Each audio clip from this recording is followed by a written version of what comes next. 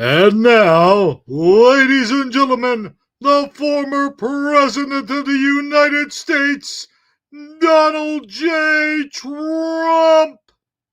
Hello, everybody. Former President Donald J. Trump here.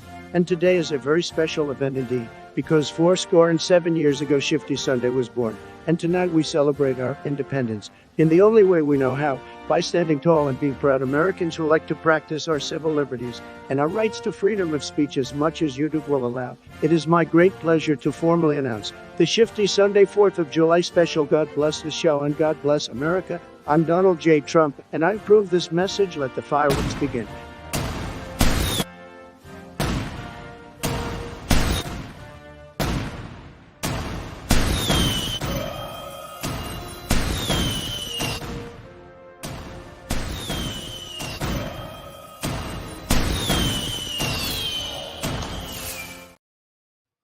Hello, everybody, and welcome to Shifty Sunday. I'm your host with the most that likes chicken and dumplings on my toast, Hebro77 here, along with Amazon Lion, and welcome to our Shifty Sunday 4th of July special. And boy, what a special we've got for you guys tonight. We have all kinds of things in store for you. And, it's just, we got the 4th of July coming up. It's 2 days away, and I am excited. How about you, Amazon Lion?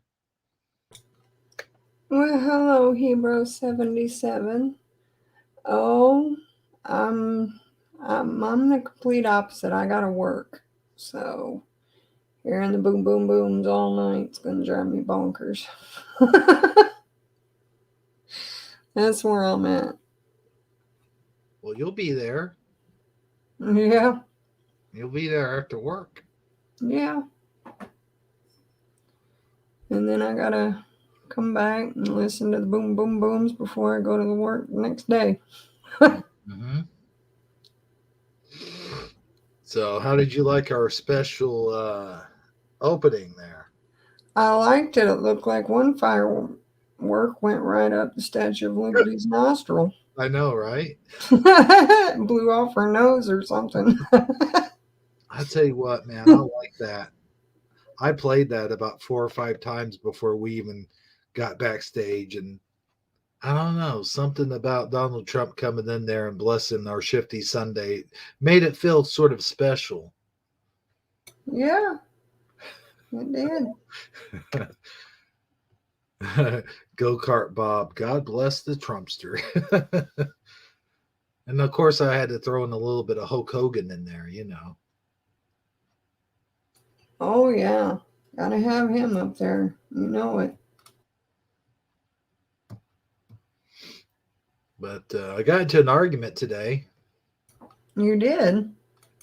I got into an argument today with some youngster, some Zoomer, over Mario Brothers, and we were talking about Princess Peach. And what I didn't, because there was a video that was out, and they were talking about Princess Peach. It was like, how come her hair changed from red to blonde? And I said, well, originally it was Princess Toadstool. And this youngster, this Zoomer, corrected me and said, no, it's Princess Peach Toadstool. And I said, what? You gotta be kidding me. So I looked it up, and sure enough, her full name now is Princess Peach Toadstool. And I'm like, well, listen, youngster, back in my day, it used to be 2 different people. I said there was a Princess Peach and there was a Princess Toadstool. And the argument was, because there was a different one for the original movie. And the argument was like, when it was Princess Toadstool, I think until Mario 3 came out. But now it's just one person. It's Princess Peach Toadstool. So, well, I only got one thing to say to that. Don't you know any better than to be arguing with Zenzi? no, I call them Zoomers. I call it Gen Z for zombies. Yeah, zombies. Yeah, they are Yeah, zombies. A lot of a them. lot of them are. Yeah. It's sad, but and all the information and history and everything that we've learned, everything we've seen is just switching. Everything's being erased. Yeah, everything's being erased and made anew. It's really messed up. But I remember, don't you remember playing Mario 3 and like when you would beat a level, it would say, "Here's a gift from Princess Toadstool." Do you remember that? Yeah, I do. And then later, and I can't remember when it was, but she did become Princess Peach. But here's the story on that actually. The Japanese in Japan, she was always Princess Peach. But in America, Nintendo of America had changed her name to Princess Toadstool for some reason. And actually, if you look at the cartoons here, I'm going to look this up real quick. Let's see, Super Mario Super Show. Because I could have swore Super Mario theme song. No, no, no, no, no, no, no. Oh, I've got so many things here. Can't we just look on the web? There we go. Show and cast. Let's take a look here.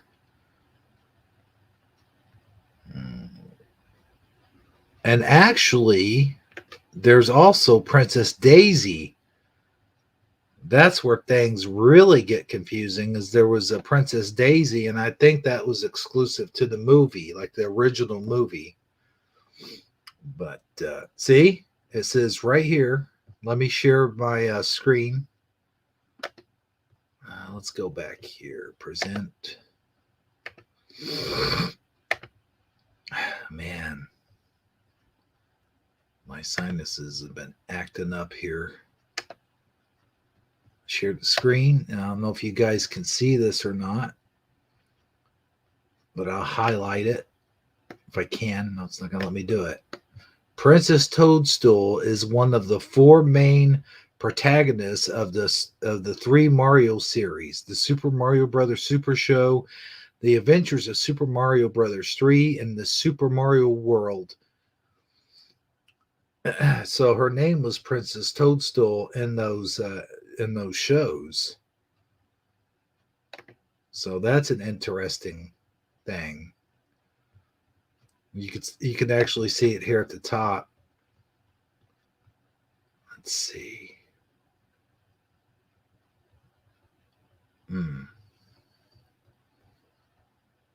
The cast, and it shows where did I see that? Princess Toadstool. There, right here. Janine Alice, Princess Toadstool. Let me highlight that. Can you guys all see that? And of course, Captain Lou played the part of Mario, and he almost refused to not do it because they wanted him to shave his goatee. You know, he's most famous for having the rubber bands in his goatee. And he ended up doing it anyway. And I think he did a terrific job at Mario. But anyway, so there's that.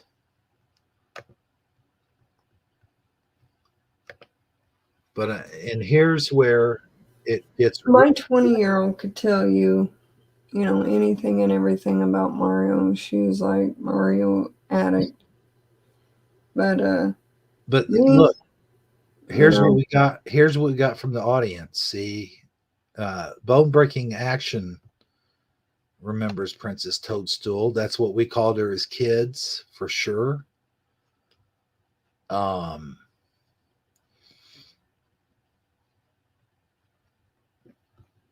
So I know that there was a character named Toad,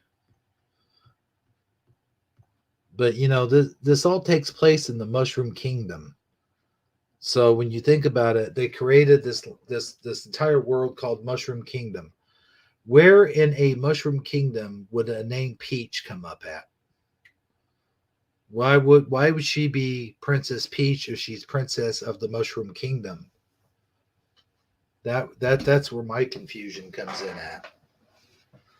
But here's the other. So here is, now this is a natural change. This is not a, what is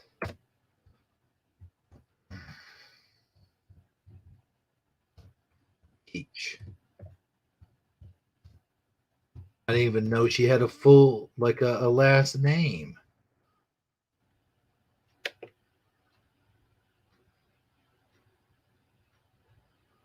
And I'm going to share my screen again to show this. So let me go ahead and share my screen. Here's the Wikipedia. Let me go ahead and click on it.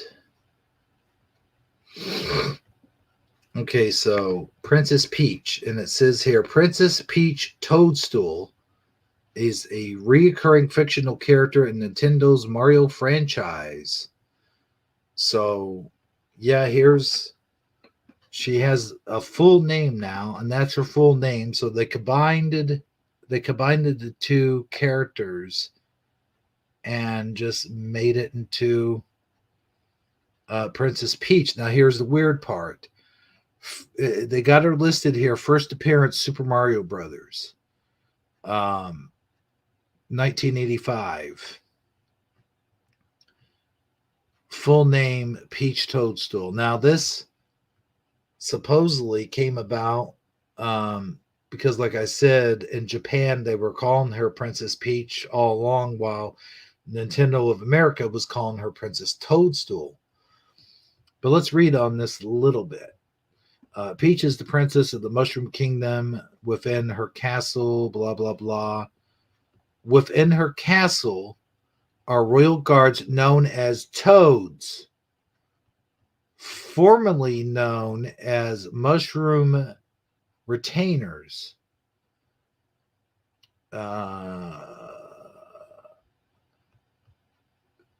Peach's first appearance in Super Mario Brothers as an NPC. I never heard that before.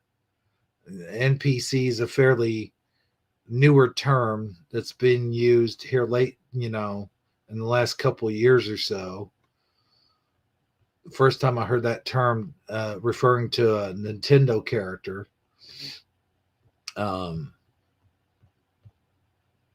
So known as Princess Toad. How is she an NPC, by the way, if she's a regular character? Doesn't NPC stand for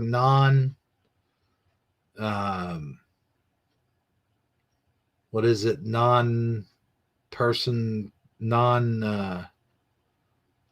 person character, like a non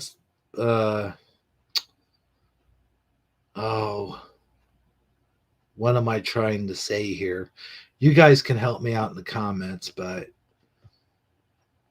she was a main character, so I don't understand where that's coming from, first of all.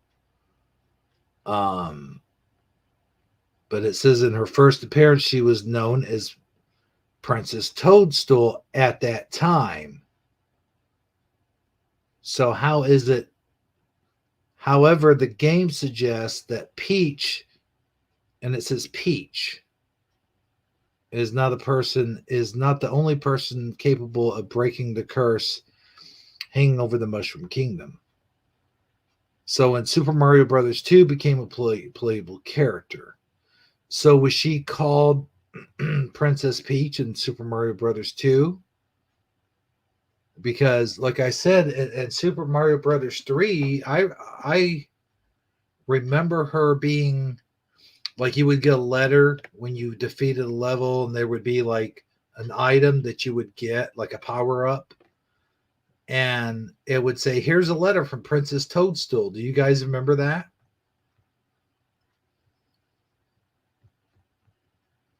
You remember that, right?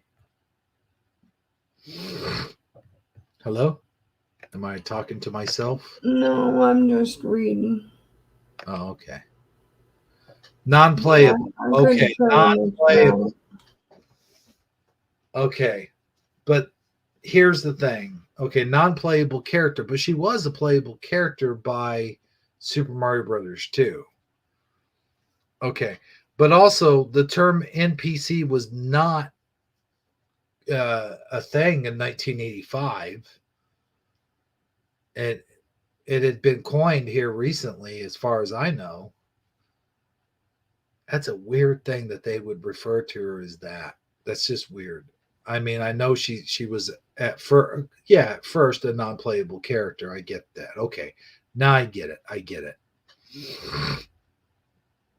But anyway, so I just thought I'd throw that out there. These Zoomers these days, they Google something, or they may play some of the newer games and they think they know it all, and they're just like, oh, well, that must be the history, because as you can see there, the original history's been erased.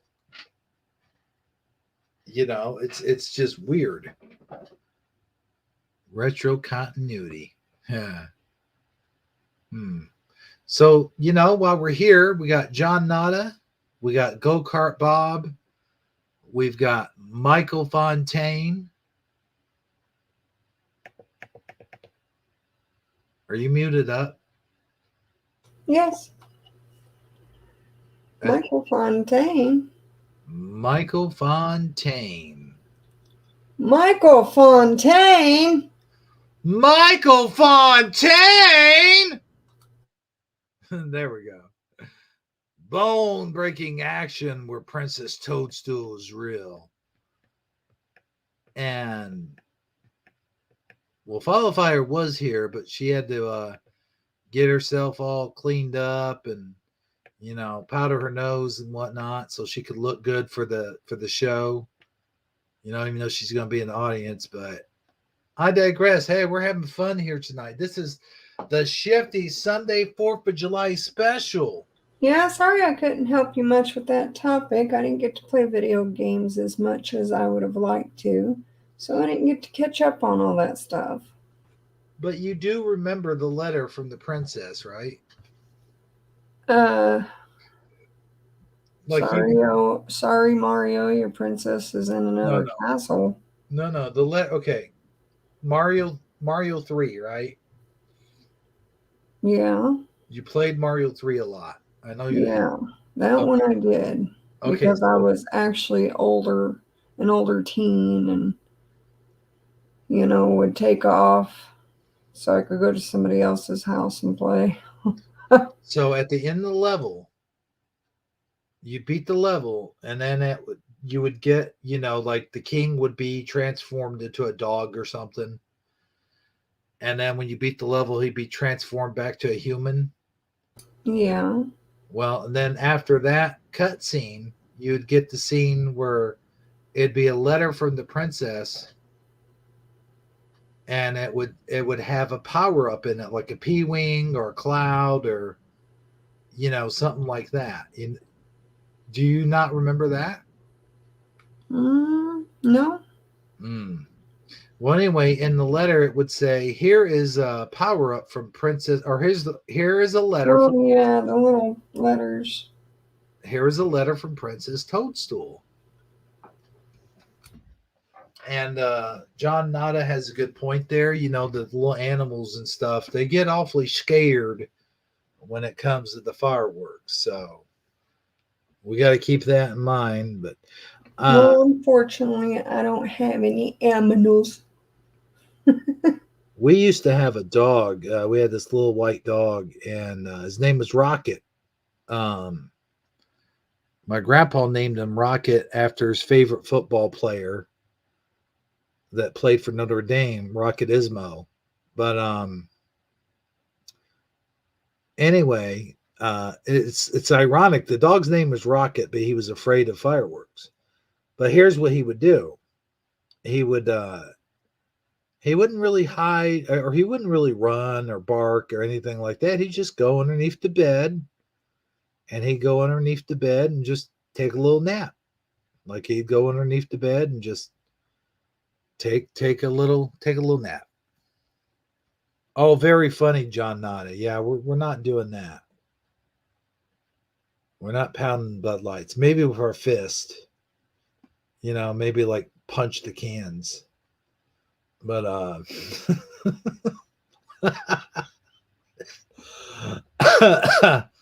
oh, maybe that's what you meant. Crush them. Yeah, okay, I get it.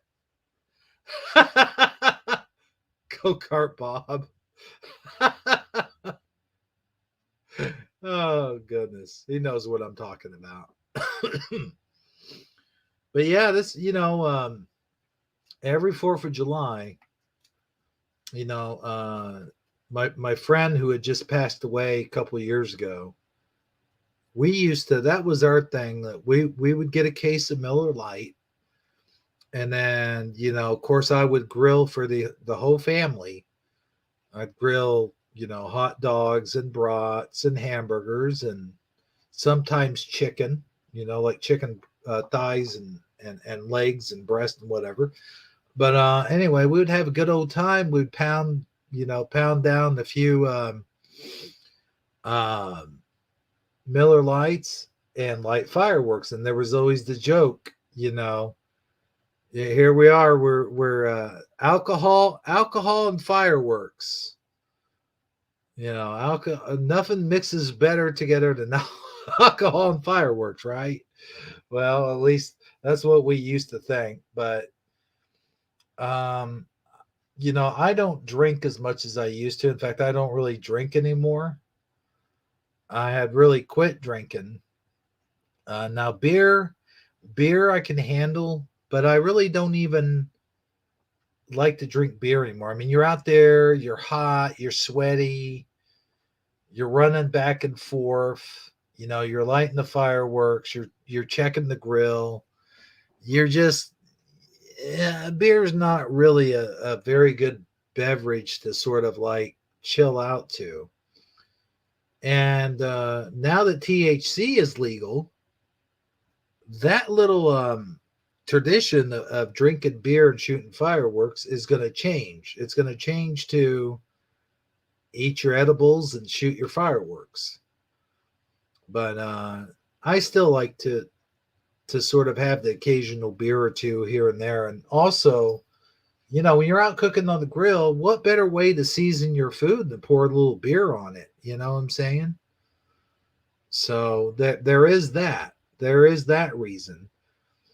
But we do have an alcoholic in the family who we don't want to get back on the wagon. So this year we've sort of made a pact that we would not have any alcohol in or around the house. Now, whether certain peoples abide by that or they decide to bring their wine or whatever, then that's their business. But they got to remember that once they do that and they bring it around this certain individual, he's going to eventually see that. And that's not good. You have that at family outings, and that's normal. A lot of people do. A lot of people have that at their family barbecues and whatnot, and that's fine. I've got nothing against that. But, you just have to be careful because you never know who you might have around you that might be a recovering alcoholic or an addict or something like that. And you really should be respectful of those people. It's kind of like, that episode of Roseanne where they were watching the Super Bowl and they were trying their damnedest not to drink. And they, Dan had beer out in the garage and, they were making up excuses to go out to the garage. Eventually, she did find out, so, and then got back on the wagon. So you got to be careful. You really do. So just be considerate of other people around you. And there may not, not everyone is into that. So you also have to be considerate of those also. Yeah, I was gonna make a comment to BBA. I'm sorry to hear that. Oh, no, wait a minute. That's some sad news.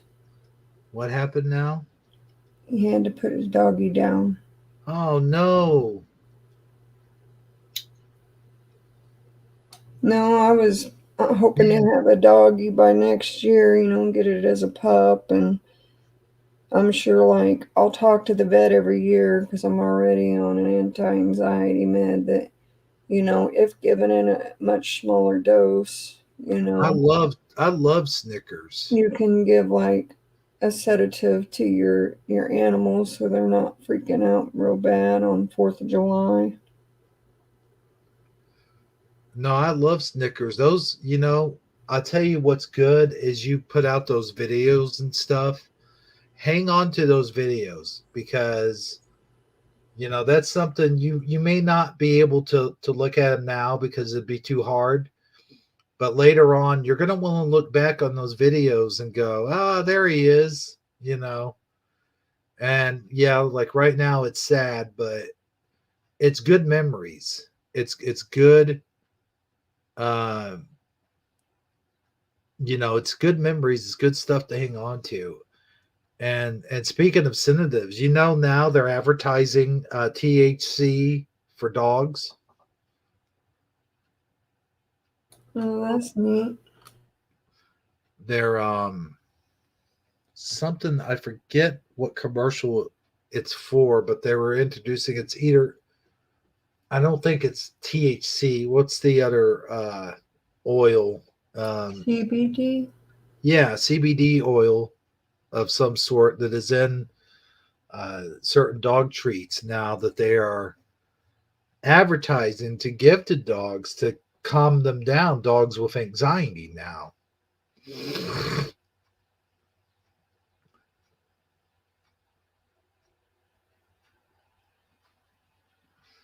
CBD, yeah.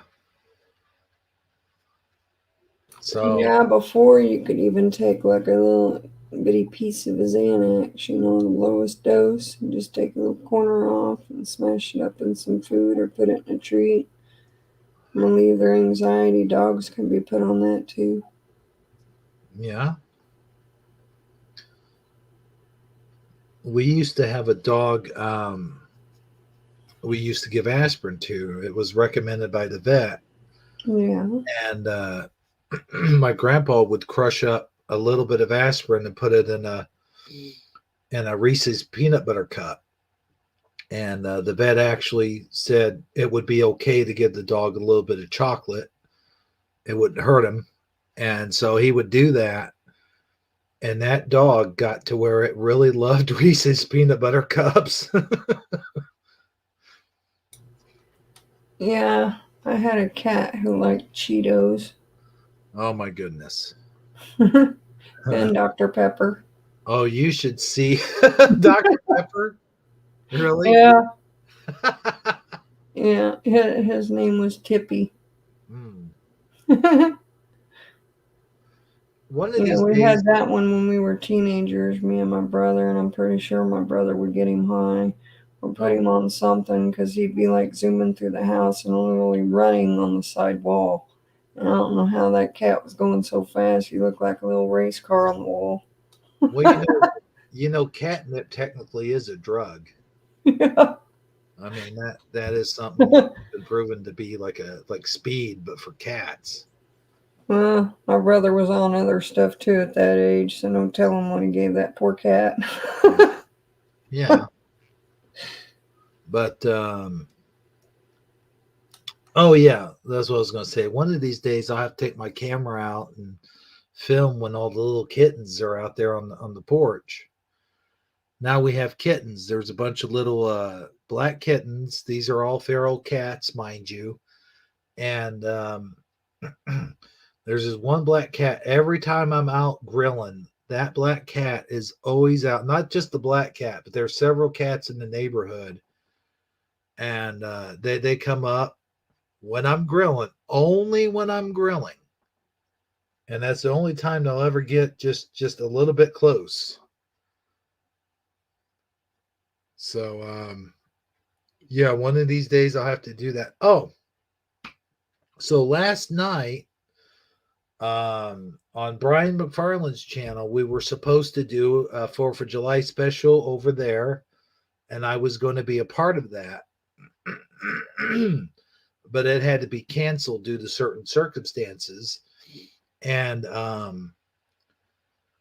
I just wanted to mention right here on this show that we are actually going to go live tomorrow night. I think it's 8 Central, 9 Eastern, and I think like, what is it, 6 Pacific or something like that.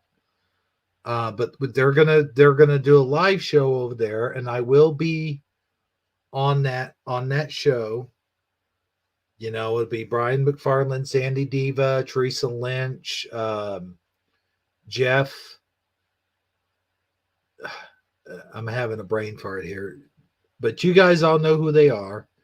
And I will be on there as well. And one other person, I can't think of their name right now, but that's 8 Central, 9 Eastern. For all of you who are Pacific, I'm not quite sure what. Xanabar, thank you. Yes. I don't know why I just had a brain fart moment there. But they will all be on tomorrow night. That's their 4th of July special on Brian McFarland's channel. Please do go check it out. Yeah, Esther will be on there as well as Teresa too. So the whole gang, the whole crew, including me. So be sure you guys check it out. You won't want to miss it. It's going to be one heck of a special. And I do, Sandy made us all these wonderful avatars. I won't show mine right now. I'll wait until the show because it's going to be a surprise. But she does a wonderful job of just like editing and making stuff. And she doesn't just do that for them. She does that for almost everyone in the Mandela affected community, or just about anybody who'll ask. She'll take her time, and she does have a full plate. So I'd like to thank her for doing that for all of us while I'm on here. And so there you go. What do you got here? Elon versus Zuckerberg. What's that? I never saw that. I must be missing something. Am I missing a piece of the puzzle?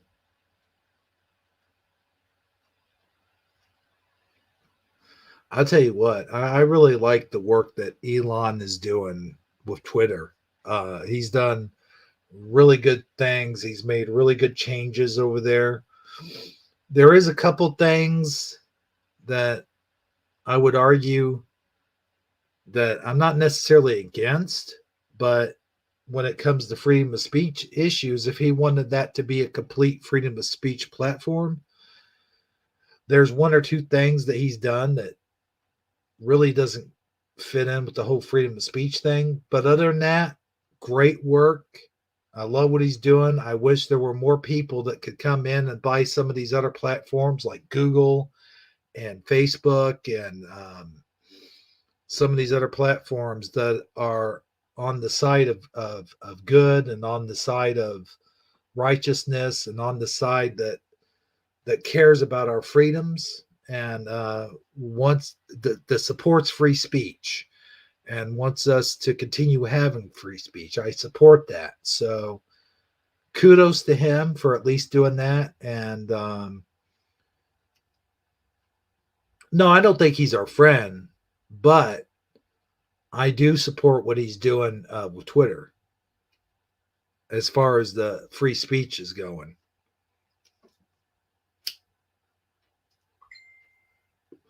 Well, look at that. I just had a ding. Wonder who's dinging. Could be anybody. Anyway, speaking of dings, what do we got for the show tonight? Well, I sent you some memes, a bit of news, some history, a couple funny videos, and a creepy critter. And I have a couple videos, but of course, you know, the first thing we'll do is we got some 4th of July memes that will blow your mind. See what I did there? Yeah, I didn't have too many of those. Oh, really? Just regular Yeah. memes? Well, Yeah. that's cool. That's cool because I only found like one. That's cool because I found the video on YouTube that actually has 4th of July memes on it, and I will share that later. Cool. So, but you know Yeah, what? because I just saved the material from last week. So, Yeah, last week was not a very good week. Not at all. We were all exhausted. We were feeling the lonely blues. There was a bunch of stuff going on, and it just was not a very good week. That's why we didn't have a broadcast. But now we're back in the saddle again, back in action. And what is that saying? Back and better than ever.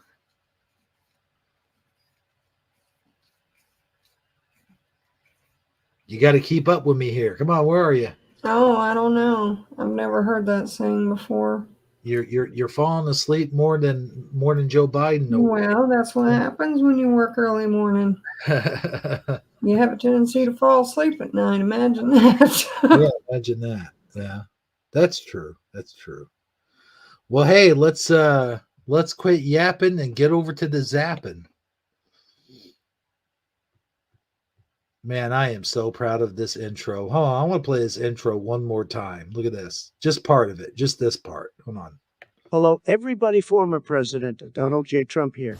And today is a very special event indeed, because 7 years ago, Shifty Sunday was born. And tonight we celebrate our independence in the only way we know how, by standing tall and being proud Americans who like to practice our civil liberties and our rights to freedom of speech as much as YouTube will allow. It is my great pleasure to formally announce the Shifty Sunday 4th of July special. God bless the show and God bless America. I'm Donald J. Trump, and I approve this message. Let the fireworks begin. There you go. I don't know why. For some reason, I just love playing that. But anyway, God save the Queen. God save the Queen. Oh God, is that a? You remember when Joe Biden said that? He actually said that at a I think it was a speech that he was given the U.S. military or something like that. But anyway, so here we go. We're gonna show some memes. That was actually our meme intro. We're gonna show some memes. What do you mean? What do you mean? What do I mean? We're gonna show some memes. What do you mean? What do I mean? What do you mean? What do I mean? We're gonna show some memes. Well, we're gonna show some memes. Well, let's roll that beautiful meme footage. Let's get some replay intro. Yeah. Okay, now. So here's our memes. Wait, now. Let me close out some tabs here. And zoom all the way up. Now, these are memes that we did last week because we, of course, could not do it. Let's see. Yeah, I believe that's the start of them. guy with the eye doctor thing. Yeah, that would be it. Okay. You know what? I'm going to turn down this music just a little bit higher than what I'd like. Okay, that's perfect. Okay, now, how about some memes? Yeah, that's an eye exam from others. Now, do you remember the old saying? What's that? Oh, eyes in the back of her head. Yeah. Okay, I see. That's a good one. Yeah, this next one's definitely for you. Well, that's not. Wrong way. I'm going the wrong way, folks. Me? Yeah. Oh, okay. Yeah, I wish I had one of these. Read it up at the top. When you disagree with that ticket, but pay it anyway. I could see you sending your money in an envelope like that because I'm pretty sure you were talking, about that one day. Oh, yeah. I just wonder if this is legal. I don't know. Yeah. Freedom of speech, baby. Right? Freedom of speech and freedom of expression.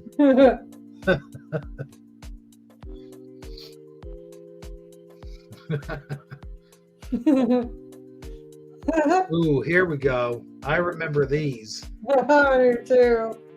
Uh-huh. Sometimes the stress of being a kid would get to me, and I'd chain eat a whole pack. Chain eat. Man, I'll tell you what, those look real. Yeah, the candied cigarettes did. They did back then. Now they still have them, but I think they're shorter, and they don't look quite as real. No. I mean, just like the toy guns. You remember the toy guns? Toy guns looked real, like real guns. Yeah. They didn't have that orange little sight at the tip. No. All right, here we go.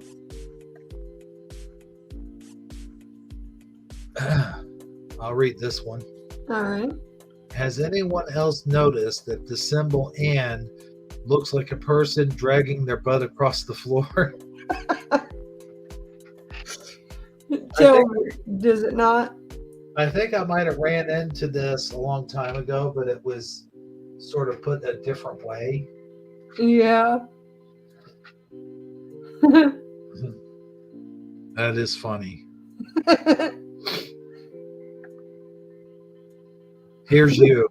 Yeah. Oh, yeah. When you no longer have a place in your flower bed. Yeah. That would be you. I could see me getting a pair of those too. Yeah. And they would be real. Oh, real yeah. little teeny tiny plants. Yeah. Growing out of your ears. What is it? The chrysalins or shoot. I think that's what they're called. I don't know. I'm kind of tired tonight. As if you can't tell.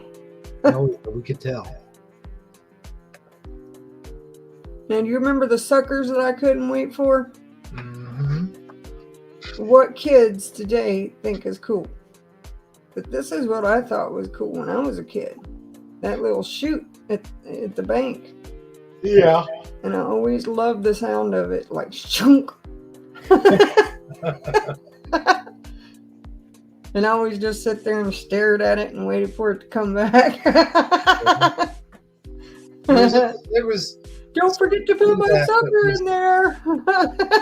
There was something to that was almost like magic when you were a kid. Yeah, it was. Where did it go? Right?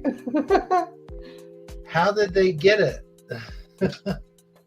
Yeah, I mean, when you're real little, you think it's going up into space or something. Right. You don't know.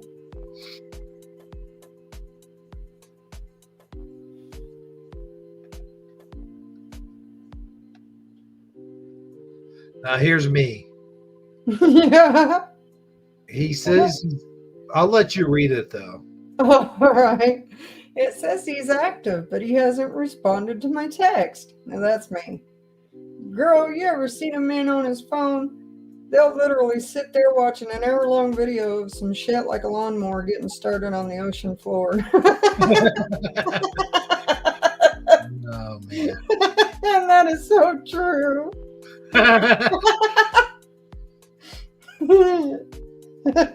I'll tell you what, when I get into the short videos, that's when you kind of get addicted. You're like, you watch one, then another one comes on, then another one comes on, another one comes on. You're well, shit, I might as well watch this other one.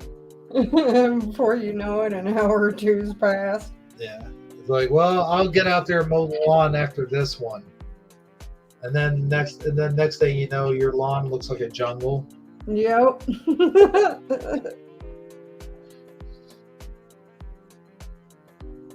Yeah, I do all kinds of things on my phone that Now, probably. you remember last week when I told you that I had made chicken and dumplings, but it wouldn't. It ended up turning to stew because I got distracted. Oh yeah. Well, this next meme would fit that. It's pretty much how it looked. When your cooking is so bad, even the ingredients are horrified about what you've done to them. That's how my chicken and dumplings felt last week. Looks like something off of Indiana Jones. Yeah.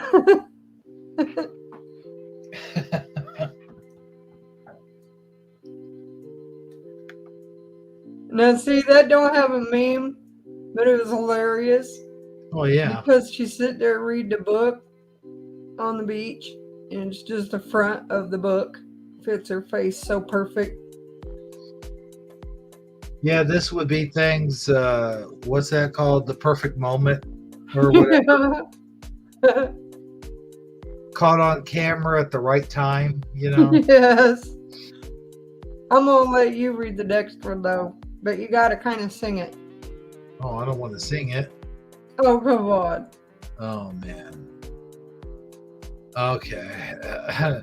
Me, who clearly doesn't know the lyrics to Footloose. Footloose, pet goose, pick the fight with a moose. Cheese, stiff breeze. Watch out, there are 10 bees. Yeah, that's totally me. That's how I would sing Footloose. That is how I would sing it. You are 100% correct. I would just make shit up.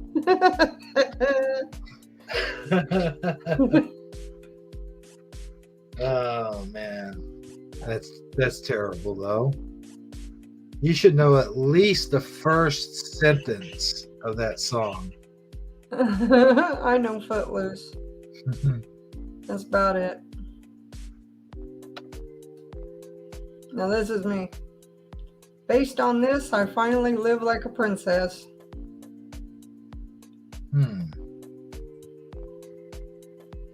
Yeah. Well, I mean, a lot of little girls, we wish we were princesses, and then we grow up and we become them. A lot of princesses, they clean, they cook.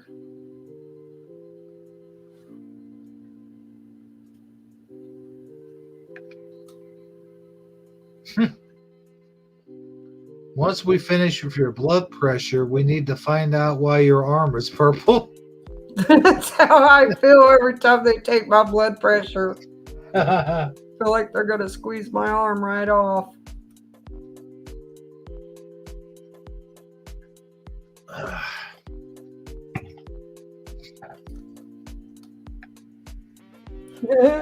This would be me. That's me. No, because I don't even, at least you have yours written down somewhere. Yes, I do. Like, I don't even know what mine are. And God forbid I get a new computer and have to start all over again. I would have to reset every one of my passwords. Thank God I have Google Cloud. Or there could be a hacker. I have all your passwords. You. Oh my God, thank you. What are they?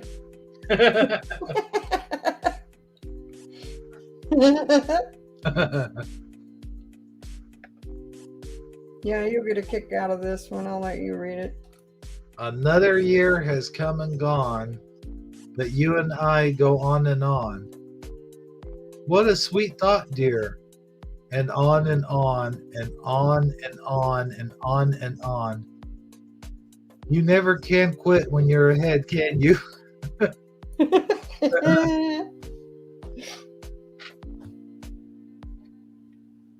Oh boy.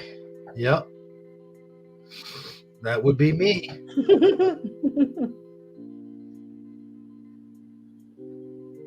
I'm not going to say what, but yeah. Okay. Oh my goodness. I would be so mad. Right? I've had that happen, and I was so mad. Like one time I remember crying because I really wanted a cookie. Because I Yeah. really liked those cookies. And my step grandma would make them into her little sewing tins.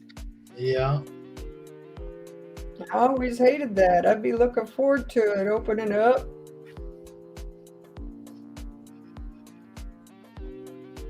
But those were some really good cookies. Yeah. Well, those and what was the other thing where like Well, I remember the cans of little candies. Different little funny shaped candies. mhm. The mints, that's another thing. Little mints. Put their change in the mints. Yeah. And then of course, old people used to keep like a candy jar in their house, but it would always be filled with like sewing buttons and change and old bubble gum wrappers. Yeah. There was never any candy in it. Never.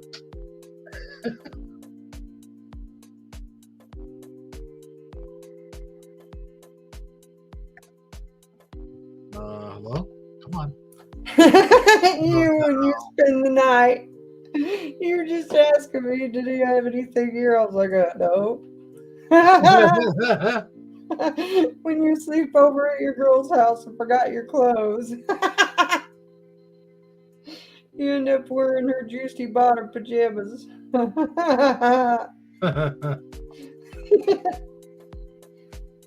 Could you honestly imagine me wearing your leopard print? That'd be so cute. Okay, then. I have no comment.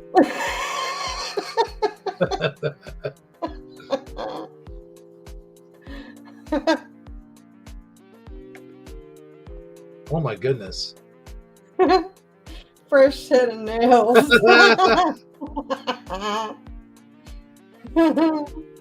Now I know that those are fries, but Ketchup. right. But they look, I mean, they just look like hands. Like a Yeah. hand, like a really bony, desecrated hand, but a hand nonetheless. That's the set of nails I can afford.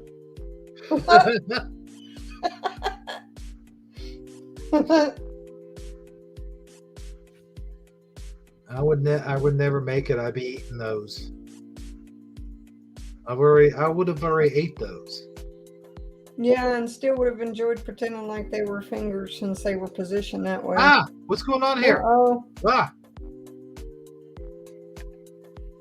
Now what happened? I guess I waited too long. I guess so. I don't know. Anyway, next one. It's a hay fever hat. Oh my goodness, yes. Somebody needs to invent this for real. Yeah, but what are you going to do when the toilet paper just completely unravels by itself? Oh man. Yeah. There needs to be like something across here to hold it in place, sort of, so that doesn't happen. Right? Don't look like it's on her head very good. Like if she were to sneeze, it'd fall off. Well, especially one of my sneezes. Right? This is me. What I imagine when people say they're sending thoughts and prayers. Oh man. Like Care Bear stare.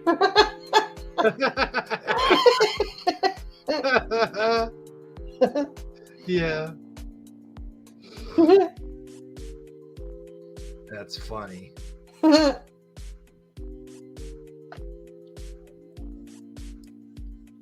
When are you going to stop treating me like a child? When you move out. Look at him. Mother hen's still sitting on him.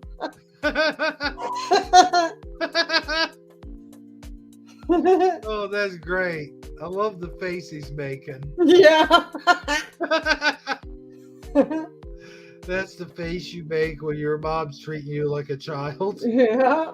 When you gonna stop treating me this way? When you move out. Yeah. Oh, that's funny. Now this is our last meme of the night, and I'll let you read it. Kids don't play with fireworks. Let the adults who have been drinking all day set them off. Yep. That's Yeah, what I was- remember you were talking about that earlier? I was talking about, yeah. Yep. I thought, man, that would fit that so perfect. Yeah, we won't let our kids set them off, but we sure will for drunk. And here we are with a meme, by the way. Right? And I don't care what anybody says. This guy in my history was Smokey the Bear, not just Smokey Bear. Right? You know, just Oh, saying. it's Smokey Bear now? Oh yeah, Oh, good Lord. that's the last one. Yep. Now we have like 5 little cute videos. Well, we'll get to that, but so there you have it. There's the memes for that. But I do have a video. Pause the music. I do have a video that's got 4th of July memes on it, and we have Edward Kuhn come in, a New Zealander from the Supercar series, was brought in to race the Chicago Street Race. Oh, they're talking about racing today. I'm guessing there was some racing today. Today is Sunday, so these guys are always talking about racing. We have a race. We have adopted the racing crowd. That's who we adopted. Yeah, I really not. I didn't get into the car racing, but give me a car derby and a monster truck show, and I'm in. See, I don't even really care too much for any of those things. Oh, I love a car derby where they're crashing them cars into one another. Car Freaking derby. Awesome. Car derby. Yeah. You know, where they fix up the junk cars and then they take them out in the field and they all bash them together like bumper cars. Yeah, but I've never heard it called that before. Not quite that way. Yeah. Isn't it called something else? I don't know, but that's what I called it. Isn't it called demolition derby? Yeah, something like that. Not car derby. Yeah. Okay. Because, well, no, I Anyway. mean, there's more than just cars in it. But yeah, I was going to take one of my kids when they were younger, but they had sensory issues, so I got a sitter and went. Because I wanted to see one. I'd never seen one, and I loved it. But see, I've never really been into those. And the thing is, I've liked TV shows and movies that had like car crashes and racing scenes and car chases and stuff like that, like the Dukes of Hazzard and the A Team and Knight Rider and what was the other one? Do do do do do do do do do do do do do. Oh yeah, Chips. What? No, I may not watch racing, but apparently I drive like a race car driver. Yes, you According do. to you. Yes, you do. You said But no, everybody else before griped at your driving because apparently you went too fast, but I drive faster than you do. yes, you do. I ought to put them in the vehicle with me. Yeah, See how they feel about your driving after I'm done. good old highway patrol. Yeah, I used to watch all those shows and I love cars. You know that I'm always talking about different cars and stuff, but I just never got into the racing or the what did you call it? What did you call it? Car derby? Demolition derby it is though. It's actually a demolition derby, but Yeah, derby, but you called it car derby. derby. Well, I mean, it was all cars. It wasn't one single truck, so. For some reason, I was imagining cars racing around with those little hats on them. Yeah, and then here in our town, we even got a tractor pull once a year. That went over her head. Tractor pull, huh? Yeah. See, I was always into, and that's the thing. I collected Hot Wheels too, but I was always into the wrestling and baseball and football and stuff like that. I just never really got interested in racing for some reason. I never got into those kind of sports. My parents even tried to put me in softball when I was, in junior high, and it just didn't work for me. I ended up in the outfield and eventually just quit because I couldn't play softball for nothing.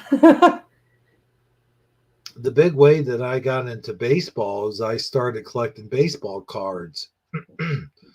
And when I started collecting baseball cards, I got to know the names of the players, their averages, the numbers, all that stuff, the positions.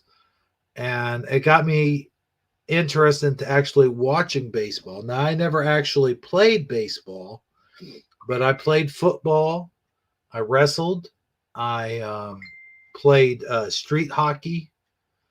I did stuff like that, but I never played baseball. I played basketball. Oh, I played lots of basketball back in the day. Yeah, I was going to say my parents should have stuck me in basketball or football or wrestling for that matter, because I used to play football and basketball with, the males.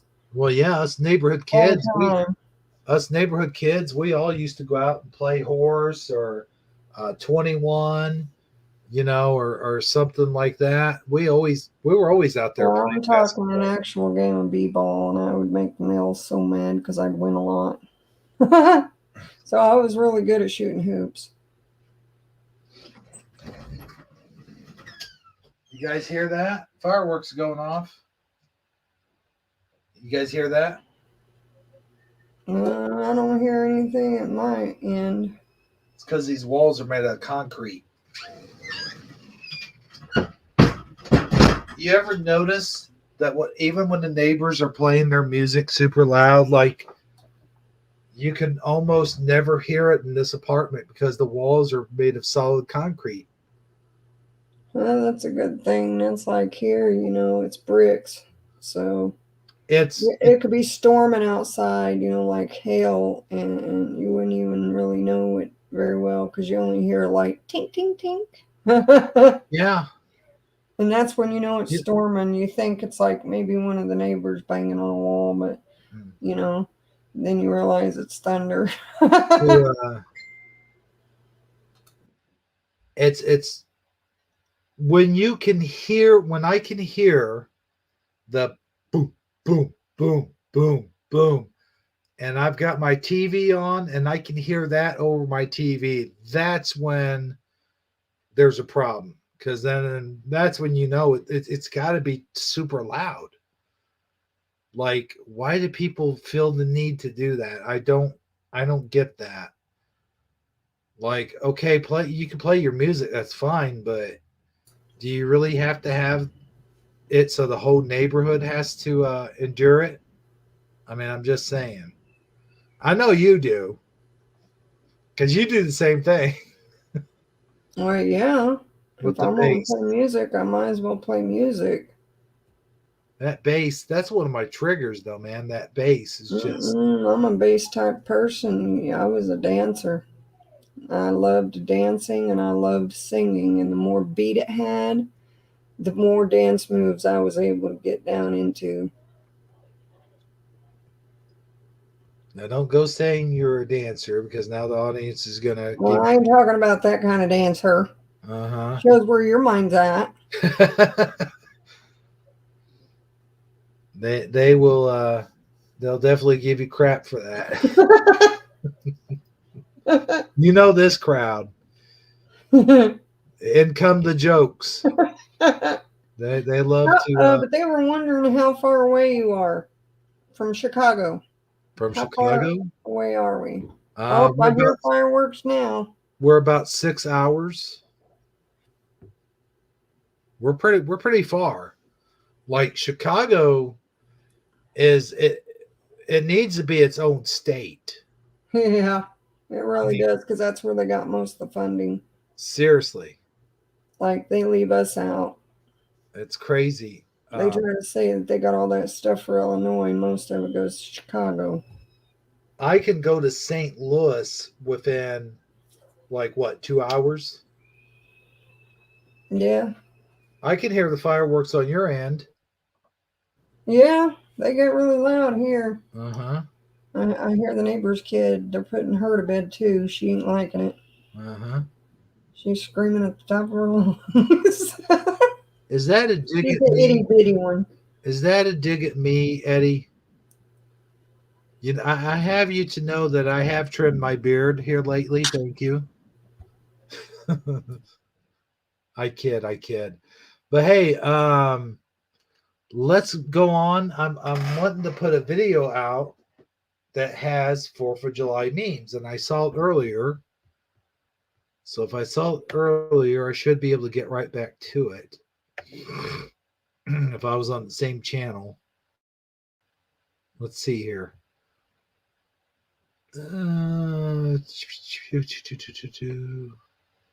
Go ahead and talk amongst yourselves while I'm doing this.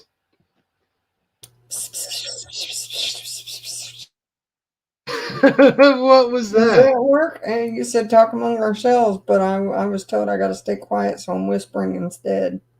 Stay quiet. Yeah, got to whisper. Why you guys stay quiet? Oh, I don't know. That's what I was told when I was younger. So we always had to whisper everything. I was the talker in class too. I got a lot of trouble for that. Saw it. Here we go. Let's see if this does anything. Oh yeah, here we go. This channel comes from Board Panda Daily. It's the Board Panda Daily channel. So I'll go ahead and share their channel there in the comments. So the credit goes to them. But that's where these memes are coming from. Where in the heck? Oh, there we go. Hey, we got Philo Fire back in the audience now. Has she been there for a while? I haven't been See, paying. she agrees with me about the dancing. Okay. Says, don't forget it ain't dancing if you not shaking your ass. All right, let's see here. Oh, stop screen. Go ahead, continue to talk amongst yourselves. We almost got this. Yeah, Mike Fontaine said we already do talk amongst ourselves. I know. Okay. I made a cake for a 4th of July party, but as a Canadian, I couldn't resist a little cake trolling. Okay. We are closed Tuesday. Hold on. I didn't quite get that. Is it because, We are God closed. dang it, why did it?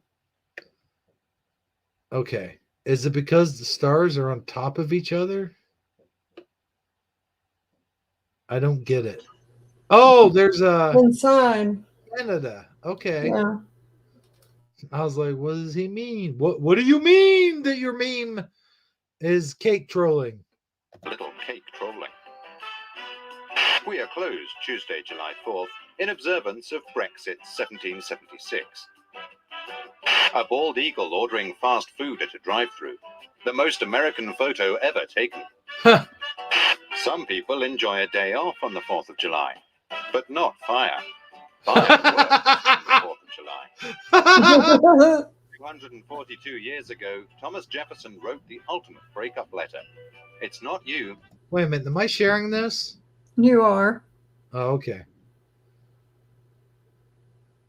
It's not you. It's US. US. July 4th, 1776. British. Just saying you're independent doesn't make it true. Thomas Jefferson. I didn't say it. I declared it. Okay, then. My father's 4th of July shirt. Hey, there you go. A shirt Yeah. that you can use every year. Yeah, I'd do that.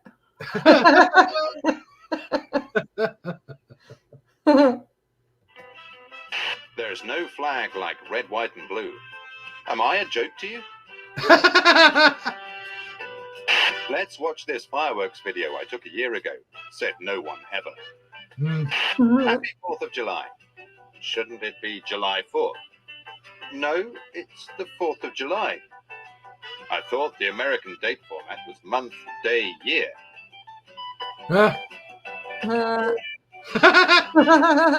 For someone somewhere in America, today will be the last day they have 10 fingers. Yeah. Terrible boom boom. Nightmare day. Oh, boy. Happy Treason Day, ungrateful colonials. It's only treason if you lose. Are you ready for 4th of July? Huh. Europeans, what a beautiful regular morning. Americans, not sure if gunshot or pre-4th of July fireworks. This is how... Isn't that true, though? Yeah, I always Like- wonder, especially when they're shooting them off real late and you only hear like a couple. You don't know if it's a gunshot, and you're just hoping that it don't come through your roof. Right. Man, they're really shooting them off. No, not here. I only heard a few here, so. how Americans celebrate the 4th of July in London. If you set off fireworks after my kids and dogs are asleep, I will find you, and I will glare at you in a disapproving manner. That's not a bad impression. No? When your 4th of July is... Happy 4th of July. Just a friendly 4th of July reminder that absolutely no one is going to watch the video of fireworks you recorded on your phone. They just had that. Jazz is, I would say, America's greatest gift to the world. All right. You know what England's greatest gift to the world is? America. My drunk 40-year-old neighbor at 11:30 tonight. I am the god of destruction. 4th to light fireworks. Some guy outside. No, I don't think I will. That's so true. Obviously. American Eagle, American Eagle. History began began on July 4th, 1776. Everything before that was a mistake. People who also don't care. Independence Day, Bob Ross's death.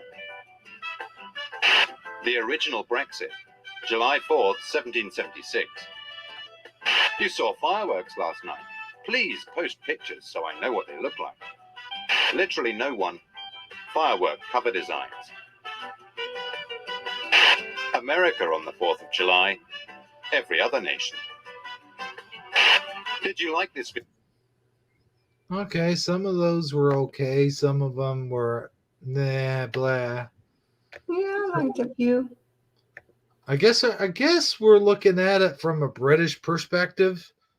I mean, I never really thought to do that, you know? Yeah, definitely different.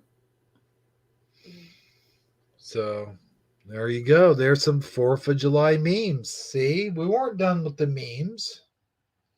That's a good thing because I had forgot all about the 4th of July. So I just kept the material from last week, and then I just found one this week of 4th of July stuff. I was like, oh, I guess I'll just toss that one in there. Well, with that being said, you Because all know, I'm mostly thinking about is sleep, work. right? Well, with that being said, I have a couple videos here that are about 4th of July fails. And that's what we're going to watch. Everybody likes watching these fail videos. Some are funny, some are not. Some are, sometimes people will make competitions out of them. You know, you laugh, you lose. But we are just going to sit back, relax, undo our slacks, and grab ourselves some snacks because these are 4th of July fails and no particular year in order or anything like that. I just saw something that I felt like I liked and I posted it on Messenger. So let's take a look as soon as I get it loaded. I got to get back in the Messenger.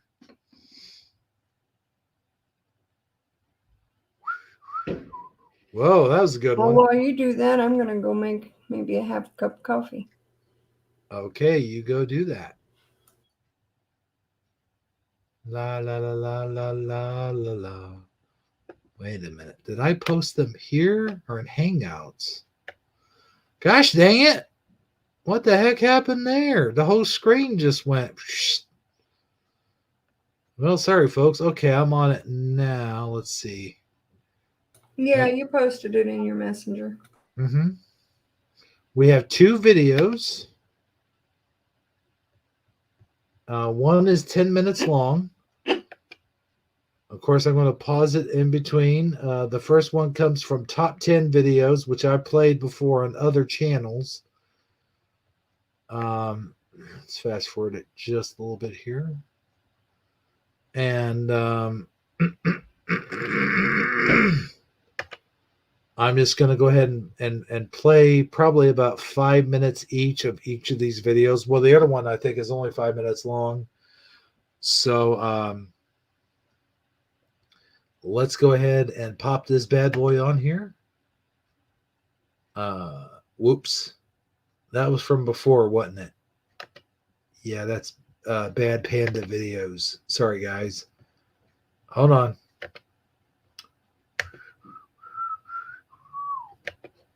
Yes, they are really rocketing these things off tonight. Like, this will be the last night for them to do it if they don't. Let's see. Here we go. And hide and well, you guys just wait. I'm gonna have fireworks tomorrow, and then I'll be lighting them on the 4th. And I'll put on quite the show, I tells you. Quite the show indeed. And by the way, I do look at videos on my phone of past year's fireworks because what's the point of filming all that if you're not going to ever even look at it? But anyway, I digress. Here are some firework fails, and when she gets back, I'll have to have. What the hell? That's not them. I went to the wrong thing. Okay, let's make sure I'm on the right page. Yes, sir. I'm back. I'm just waiting on my coffee to brew. Well, we'll have you be the judge of these. I mean, we'll have you read the comments from the the thing. The thing. I can't play it. John Nada says it would be cool to drive a thing. To drive a thing. Yeah. Yeah.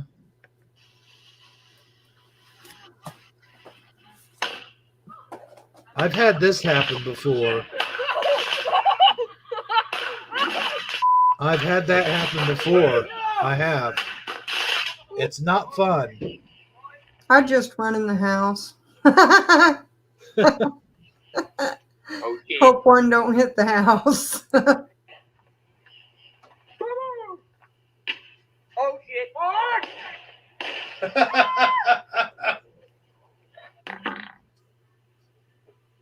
Move on.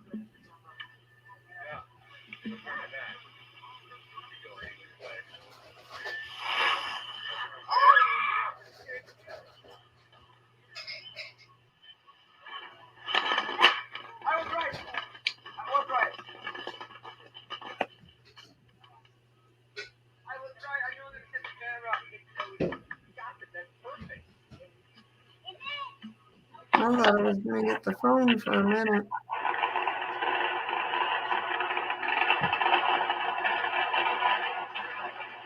That looks like all them firecrackers like I shoot off. Yeah. That is a lot of firecrackers. Heck yeah. Hey, get off of my glass. Are you good? Yeah, that too. I've had that happen. You got to put it in the canister in which it comes in. You can't put it in your homebrew canisters. You can't do that, folks. And you got to put it in, it has to be able to fit. It almost looks like my backyard, except the trampoline.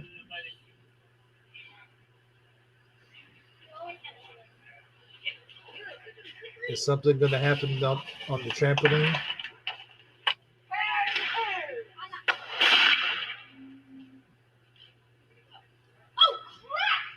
Where'd it go? There it is. Right behind me. Well, that was nothing. Oh shit! Oh, no. I'm Sure you going had to put one in the toilet. Light this Roman candle. I mean, bottle rocket. Bottle Whatever rocket. the f- it is. It's a bottle rocket. All right, kids. This is how you do it. Let the adults do it first. Oh, Get back a little bit. Go up in the air. oh shit! Watch out! Watch out!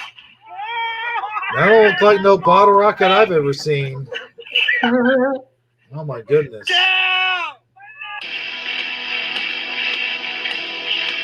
All right, I don't know about the music, but they got their music playing, so I guess it's all right. I'm going to turn it down just a little bit.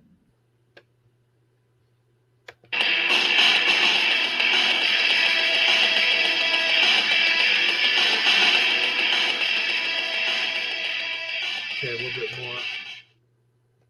There we go, because we're reviewing this. We're not like whatever happened there. Looks like maybe they went off too soon.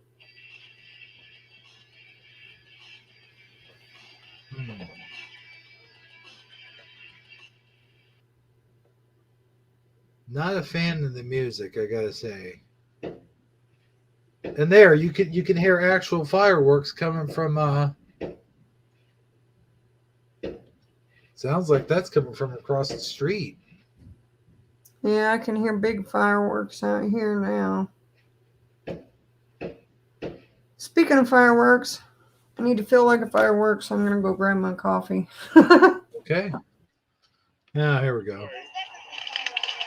Oh no! Oh no! Oh. Is that no. an I actual don't know event? what to do. What's he mean? He doesn't know what to do. I hope no one's hurt. Guys, get down. Well, it's making a good show. Is that like a firework truck that caught on fire or something? I don't want you to get hit. Get hit. They're going up in the sky. There's someone there at the stairs. What are they worried about? They're all running away.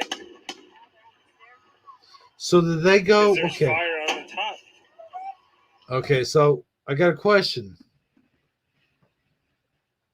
Do you think that's like a truck that had fireworks in it that someone just set on fire?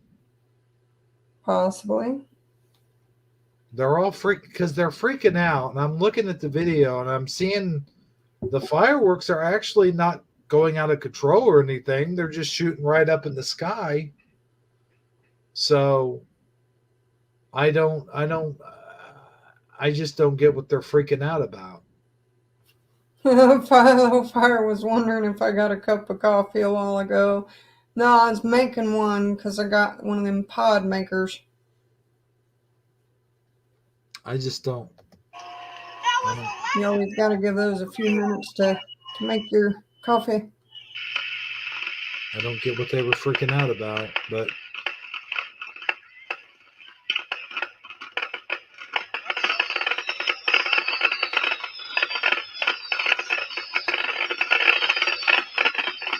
everything's going good so far, looks like. Oh, that's not supposed to happen? Well, I wonder why not. It looks good. I mean, Well, maybe it was supposed to shoot up first. Who knows? But I know they got some that are like that sit on the ground. right. I don't look like a big deal to me. Unless they all accidentally went off at once. I don't know.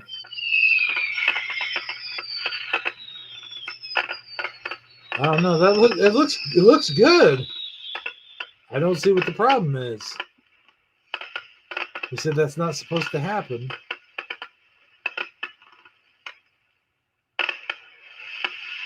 Okay. That ending was cool.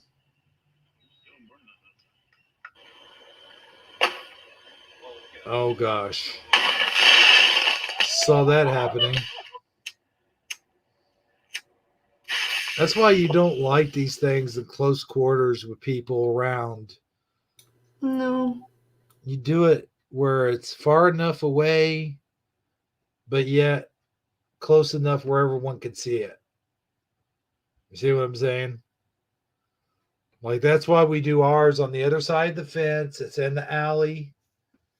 And that way, if one does get loose or whatever, it doesn't hurt nobody. It might hit a house. It might hit a electrical pole. I don't know, but no people get involved. I know, I'm just saying.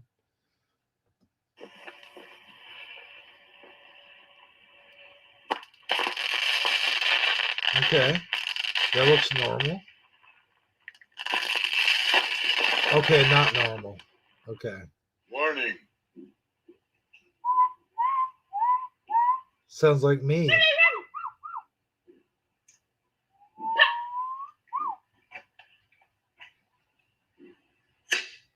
Oh, look out. Oh God. No, no, no, no, Oh my gosh. I mean, it didn't actually do anything. It didn't seem like it. They're gonna go fast. They're gonna go fast. You better watch them. What is that? Now, that would be kind of neat to have a deck like that. where you're out in the middle of nowhere.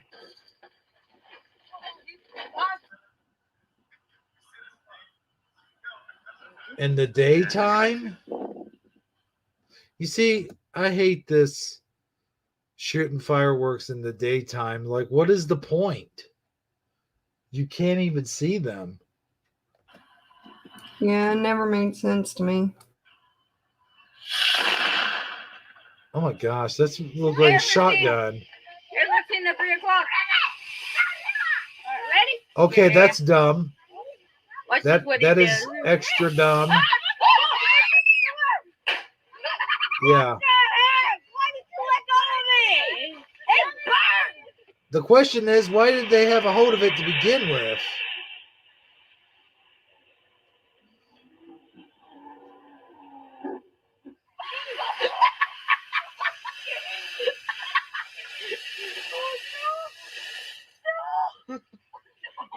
I mean, the grass is green. It's not going to burn. It'll singe.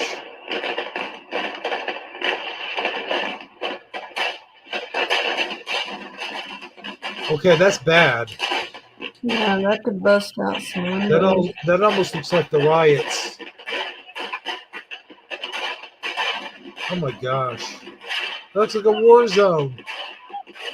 That is hitting cars and Yeah, that's not good. everything else.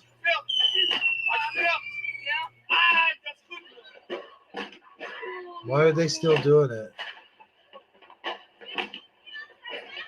Get the fireworks. If you're going to... That one triggered me. Now, if you're going to shoot off fireworks, why are you doing it in the area where there's all those cars in the first place? I mean... Who knows? I guess that if you...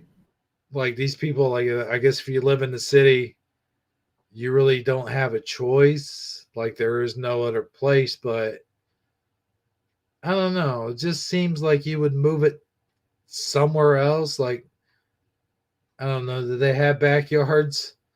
Like, I don't know. Just not around a bunch of cars. I mean, common sense, people. That sounded like your laugh. Were you laughing just now? No, That sounded like your laugh. it wasn't mine. Let me rewind that back a little bit.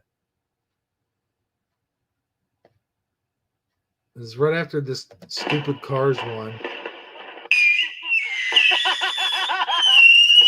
That was your laugh, dude. Now you're changing it on purpose. Nope. Listen to that one more time and tell me, the audience, guys, tell me this isn't her laugh.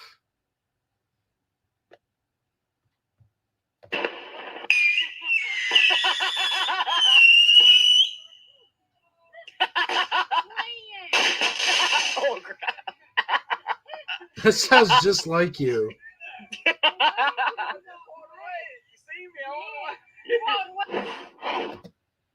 And that was the last video, too. That sounded just like you. Were you over there shooting fireworks with those guys? No, not that I'm aware of. Maybe I was drunk and don't remember. So, do you guys think so? Did that sound like Amazon Lion? Especially tonight.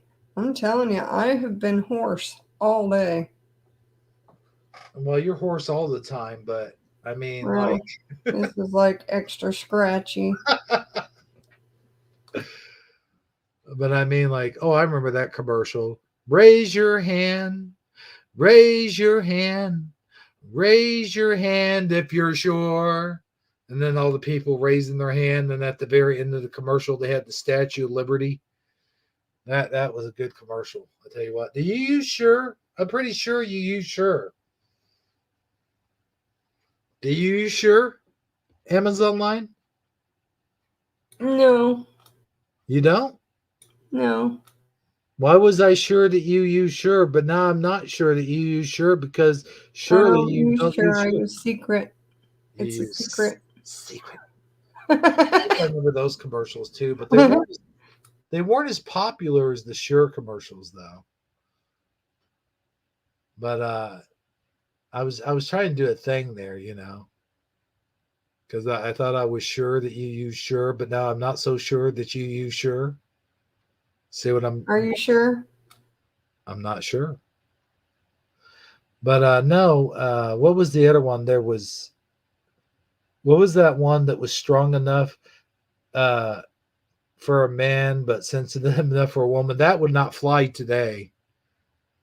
That commercial would not even pH balance for a woman, strong enough for a man but pH balance for a woman. That wouldn't fly today because number one, biology doesn't make sense anymore, and number two, everything is sexist. So, of course, men can't be.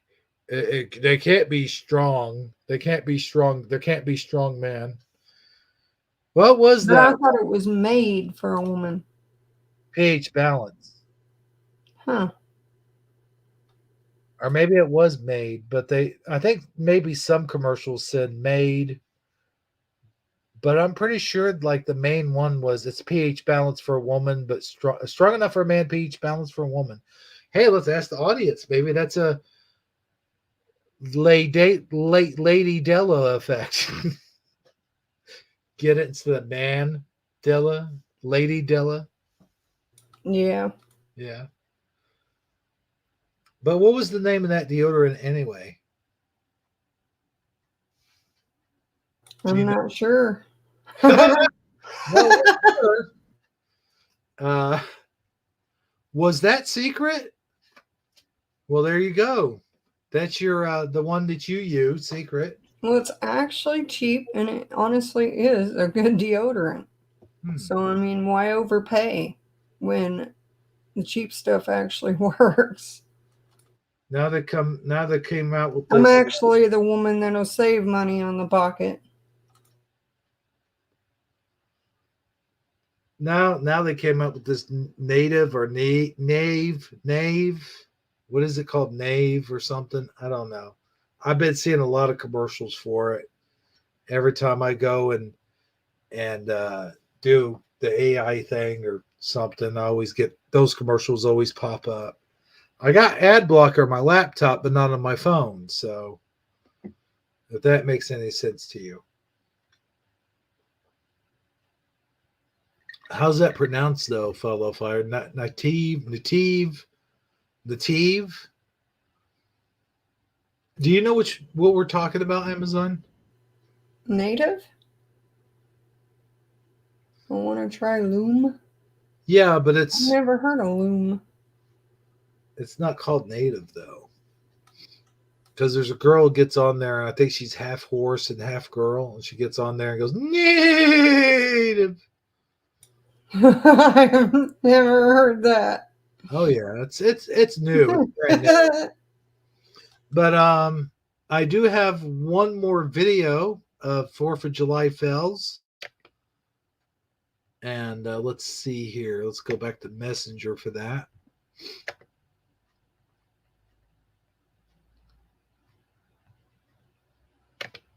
We got 4th of July fails and oops, hey, pause. Dang you. Anyway, fireworks fails compilation. And the name of the channel is You Just Saw That. So we'll go ahead and watch this one. I give the credit. I don't have to put the thing in the thing. So here we go. The compilation fails of fireworks. You guys ready for this? Some of these might be duplicated. I don't know. Like we saw that one, I think. That's lame. Looks like You a big old couldn't wait field. until 4th of July. Or dark time. No voy a volar eso para acá. Oh shit. Oh, Ay, no, man. la perra. Mira, si pasó eso por el pie. Dame a Dulce ahí. Well, I'll tell you this. I couldn't translate this, but I think it translate into I'm pissed off at you. Or you big dumb idiot. Either one.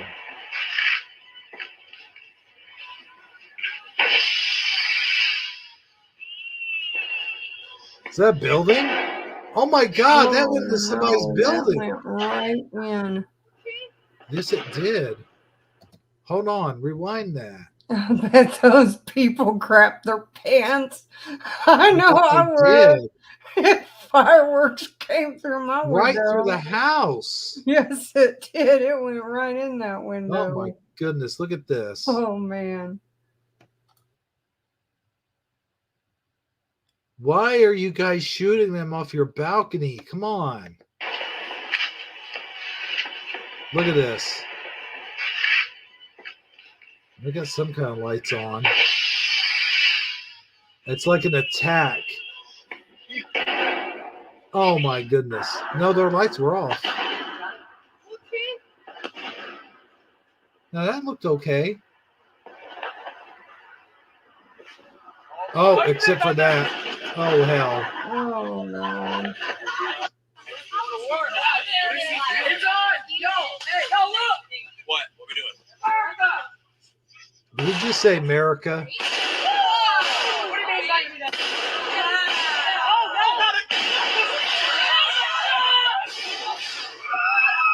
Duck and cover.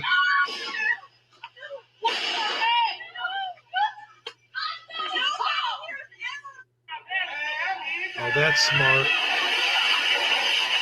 Yeah.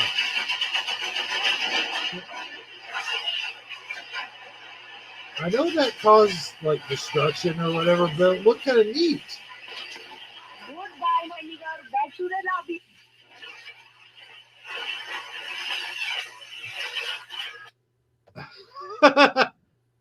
That was kind of funny. Not gonna lie. Oh wow. Is that hell? Or snow? What is that? We're saying goodbye to 2012. Oh, wow. Stop going.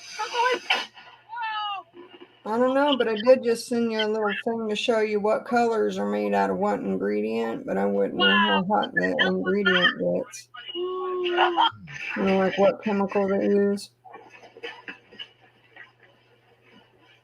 No, that's the way to do it. Oh, it came after them. Oh my God. They got as far away as possible, and they even had Yeah, cover. it still went there. And it went right towards them. Oh my God. That's why I run from fireworks, because they seem to chase me. It's like it was a personal attack. Yeah. Like, I'll show you, you son of a bitch. Yeah.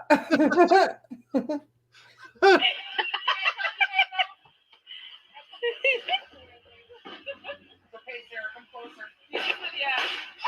Oh!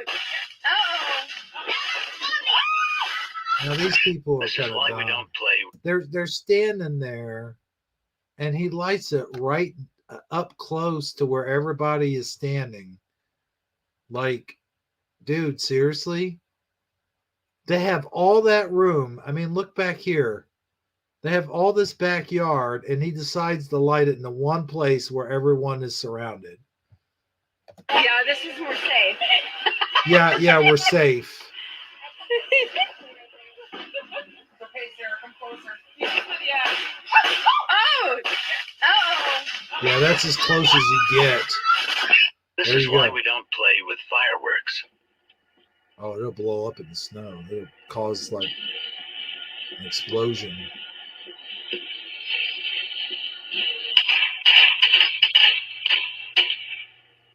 Okay, no, that didn't really It didn't do seem to do anything. The guy dived over like he was diving into a foxhole. I mean,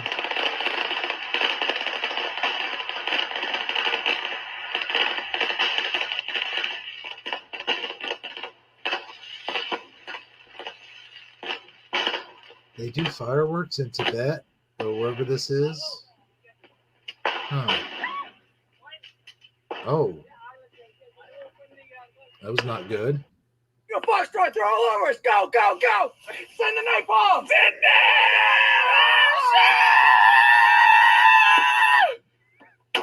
That's why you don't modify your launchers.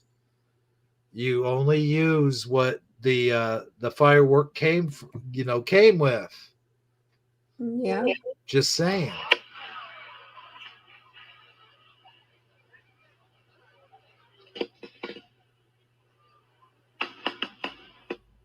Oh boy. Where's that going now? Well, hey, gotta have a firework for your ball game. Why are they running towards him? Good question.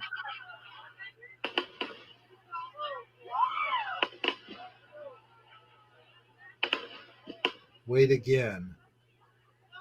Wait for it.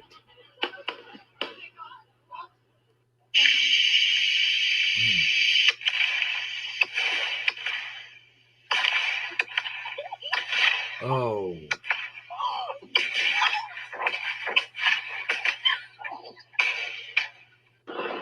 Oh no. Oh no. See, this is what worries me about you letting them off near trees.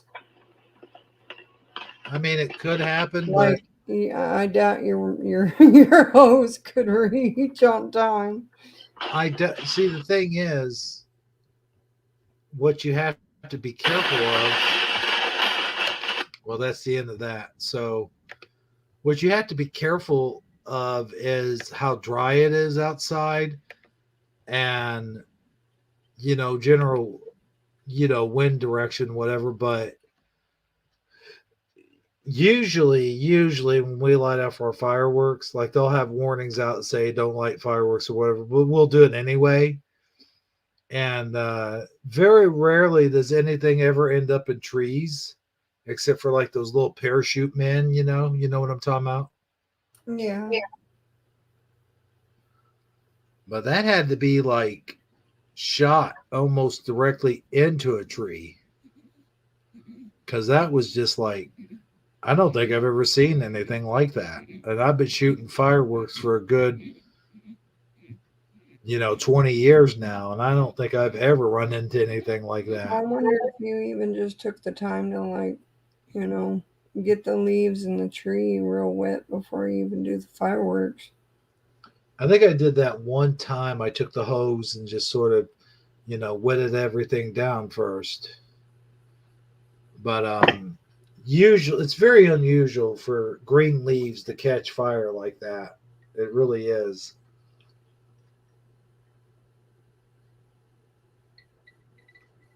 It had to be really, really, really super dry, and they had to been really, really super like close to that tree. So anyway, those are my two videos that I brought to the table.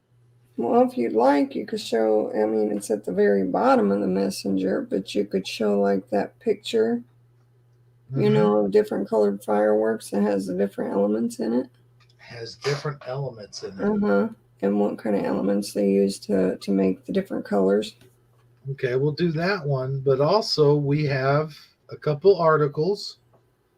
We have the article of the popsicle, the very first popsicle, and how it was invented.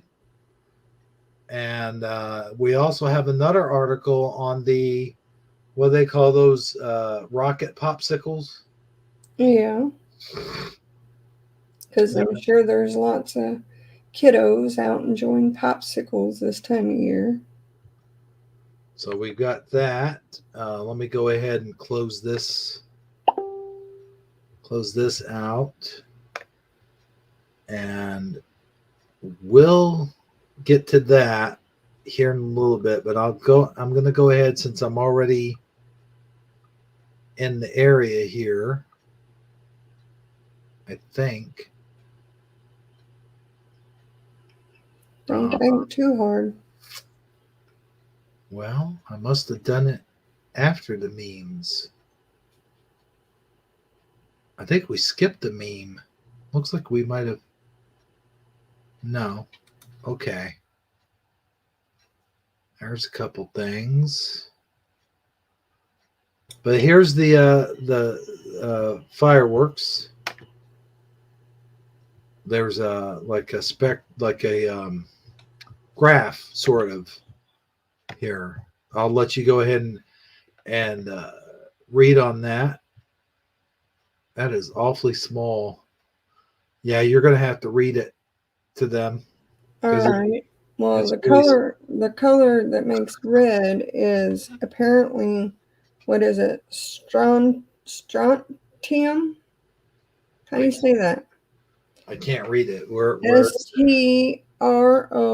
Okay, hold on. Yeah, strontium. That's what it looks like. And then to make the color orange, they use calcium. Mm-hmm. Yellow is sodium. Green is barium. To make purple, they use copper and strontium. To make silver, they use magnesium. Makes sense. Huh? That makes sense. Yeah. For the color white, they use aluminum and titanium. That makes sense. So there you have it. That's what they use. Different chemicals. Different chemicals to make the colors. So if you ever want to make your own fireworks. Well, no, I think there's a little bit more goes into it than just that, but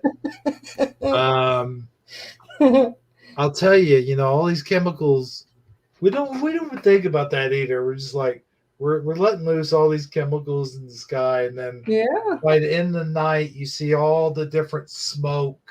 Yeah, like there's not already enough smoke in the air right now. You see all the smoke. Just add to it a little more. Right. All the smoke from Canada. Now that's probably why I'm going hoarse. Could be. And not only that, but I work in the hot kitchen and I'm constantly hovered over a grill. Mm-hmm. So. Yeah, I like the champagne tone fireworks also. The gold. Yeah. But here is, you got your reading glasses on? I do. Well, not this.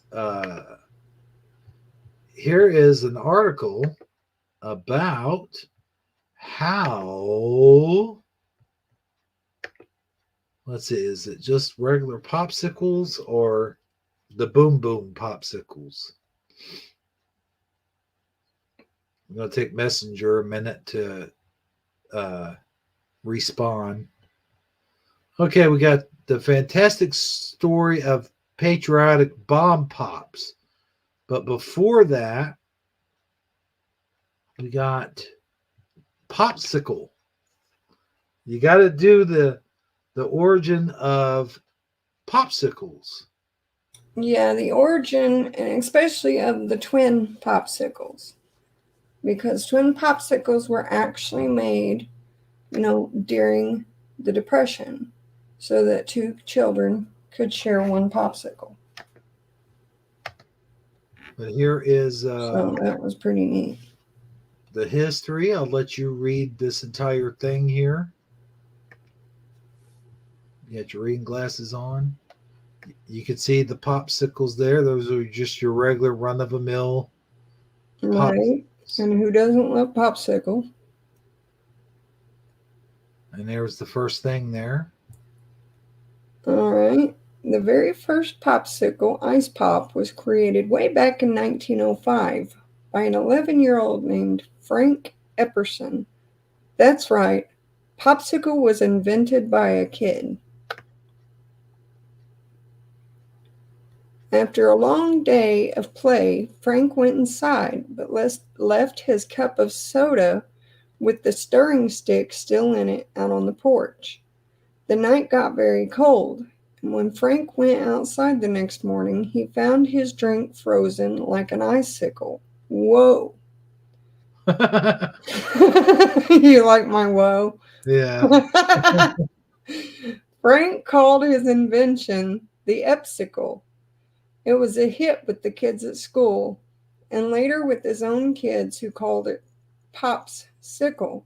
The name was catchy and the treat was delicious, so Frank patented it in 1923 to share his popsicle ice pops with the world. Hmm.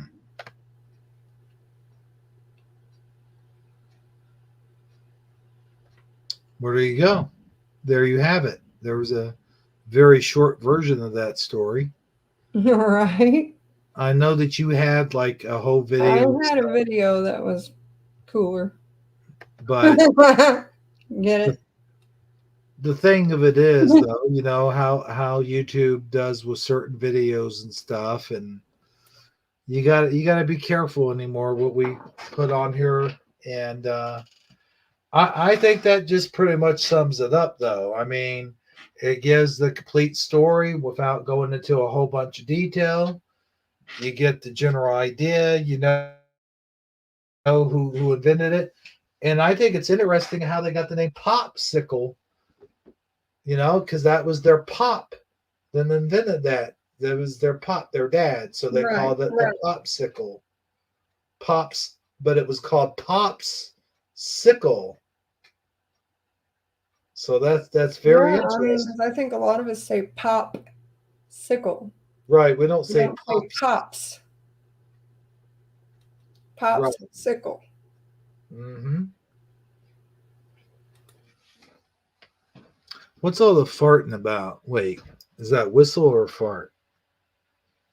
Uh, creamsicle, dreamsicle,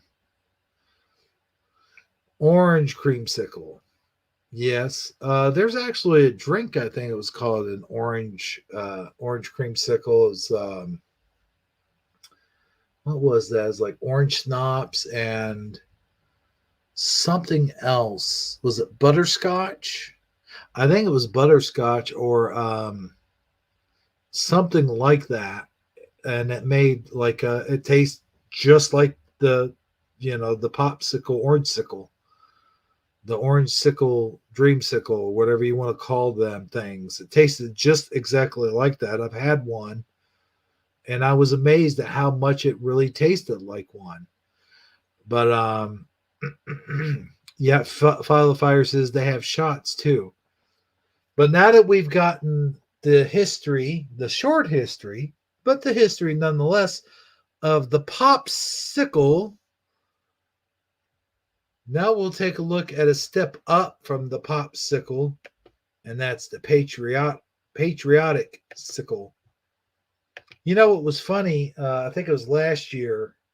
We went to that park, and there was an ice cream dude there, and he was selling these SpongeBob ice cream things. And I got to tell you, that ice cream was so expensive. I was Yeah, like, but I think that was one of my kids' favorites, and they always loved eating the eyes first, the little black eye candy. yeah, but And they always loved eating the eyes first. it was really like, what was that, like three something for a bar? Oh, it was more than that. They're like $5 a bar here now. Oh my gosh. And, I hate when my kids like hearing the ice cream truck wanting one because I'd rather just go get a great big huge tub of cheap vanilla ice cream at the store. Well, I mean, yeah, you could get a box of 12 popsicles or even like fudge bars for like what, couple bucks. And I think the cruelest, you know, thing about it is they're coming on to federal property for people in subsidized, housing, and that's just cruel What are you talking for about? our children because not all of us have that kind of cash. Oh, because of the, I see. Right. Yeah. Well, I mean, they have to make their money. Oh yeah, so they know that them kids are gonna come begging and we're gonna feel bad and dig through our change. You got to hit everybody, you know. Go ask the neighbor.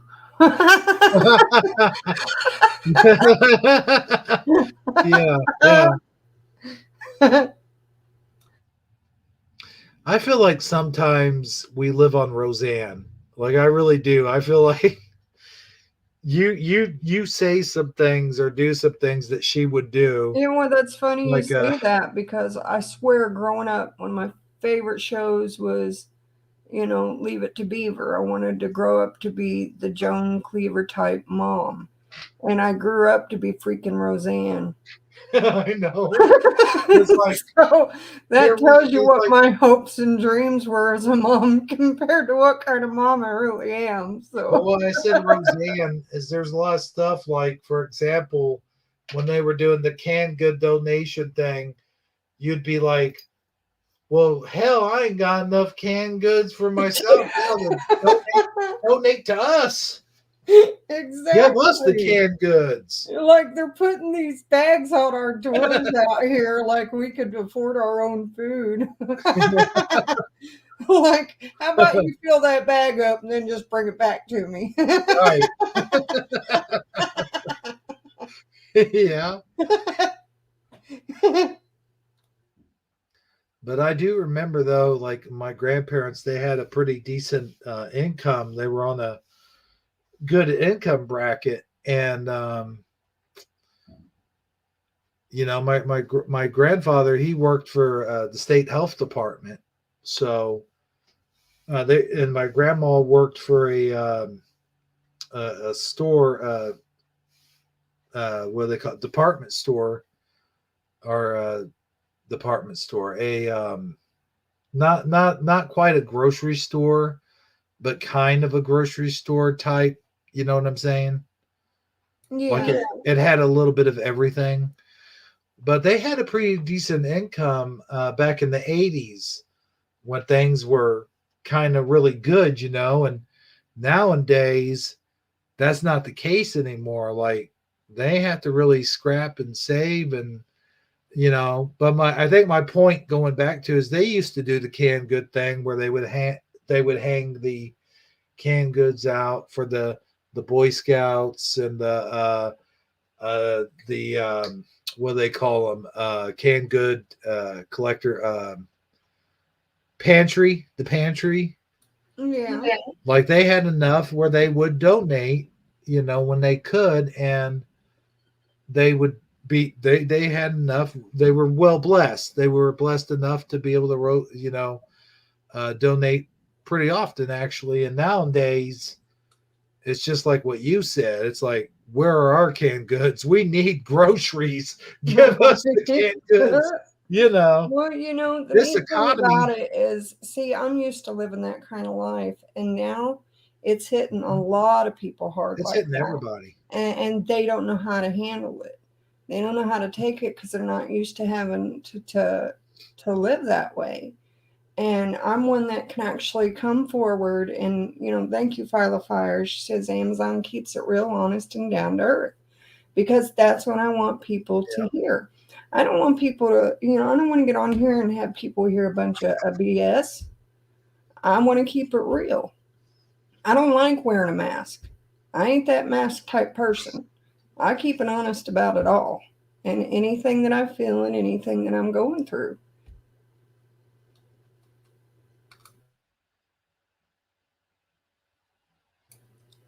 And I don't regret being a Roseanne type mom. And you know what? I'll tell you, that's the thing. The economy's gotten bad when the middle class have now dropping down to the poor class, and the poor class have basically dropped down to almost nothing. We that's another thing that I've always felt was another way for the government to sort of divide the country. It's another tactic of division is they classified people. They started putting them. Well, you got the upper class, you got the upper middle class, and you got the middle class, then you got the lower class, and then you got the poor class. And I hated that. I always hated that. And that's how they divided us. They divide us by class, they divide us by race, they divide us by um, what we do for a living.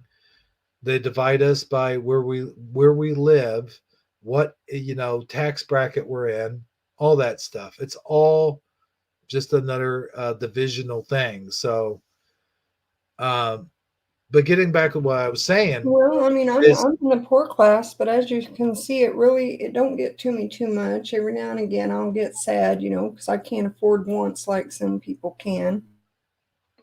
But I don't live beyond my means. As you can see, I can make food last all month long. I can feed an army out of it.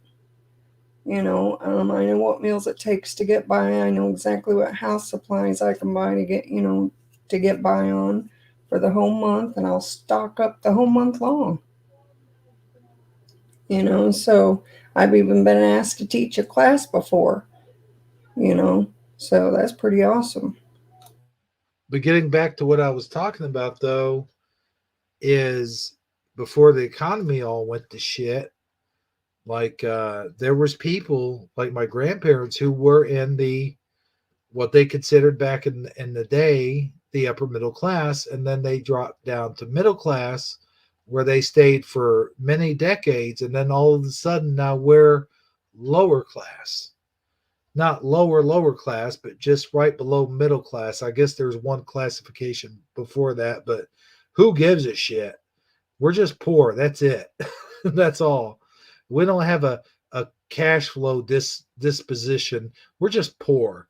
Okay, so let's not be beating around the bush. And as a lot of people who were in all these different classes now, even if you look at some of your rich people, like you look at some of those, they have dropped down too, because it's hitting hard and it's hitting everybody. This economy is the worst it's ever been, and I won't say since the 1920s, but it's the worst it's been in a really, really, really, really, really, really long time. And I don't even know where that conversation started with, but it's not getting any better. Let's put it that way. It started with being a Roseanne mom. Oh, Oh yeah. Oh yeah, I was talking about the canned goods. Like at one time, like I was able to donate, and now it's like, no, you donate to me. I need it, man. I'm over here dying. Well, not dying. I and guess. if there's some kind of program out there that can help the poor, I'm the one that always finds it. I give that info to other people. I do my homework. Like, Now, what can I find that's free? now I will say this: if I've got the extra, now if I've got the extra that month, if I got a little extra funds, or let's say around Christmas time, every Christmas I always donate a couple bucks to Salvation Army. And there's been times where I've had a little bit more, and I've maybe my clothes are filling up my closet and I need to get rid of them. I've always donated clothes. If I've had a little bit extra, if I've had a little bit extra food, over the holidays, give it to a neighbor that needs it or somebody who needs it. I've been that way, but I'm just saying times are tough now. That's all I'm saying. You know. Well, even though I'm really low income, I still have a heart, like for the homeless, because I've been Mhm. there, done that. Backpacked it many years, eating from dumpsters, things like that.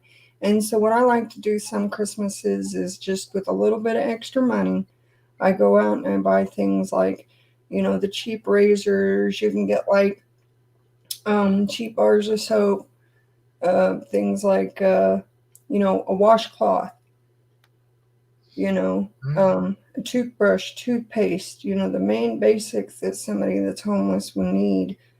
And then, as you've seen my closet, I get blankets donated to me. So, like, if I meet someone, Yeah. and hear that they're homeless, I'll be like, well, where are you sleeping? Do you need a blanket? Especially once that snow hits, they're going to need that. And I know that there are scammers out there, and I know that there are people out there who are getting drug money or alcohol money or whatever. But as the Bible says, you never know who those people are. So just go ahead and give them the money anyway, because you don't know if they're scammers or if they're legit homeless. So even if you give a money to a scammer, let's say you give a money to a scammer, so what? I mean, your intentions were good. You know what I mean? Like, you had good intentions, rather they're legit and not you were legit. You know what I'm saying? I do. As a matter of fact, I mean, just last month, there was a family of migrants, I guess it was. They were coming from, I believe it was Houston, Texas, so they must have came over from the border or whatever, Mm-hmm. and was trying to get on their feet. And as much as I knew that I couldn't afford it myself, I still took and I kind of counted, I paid attention each time I went to the store to see how many family members there were. And there was a mom, dad, a couple little kids, and a baby. So I went out and I got, when I got my groceries, I got them things like bread, sandwich meat, bananas, a couple cans of baby food, just something to kind of hold them over a little bit for the day.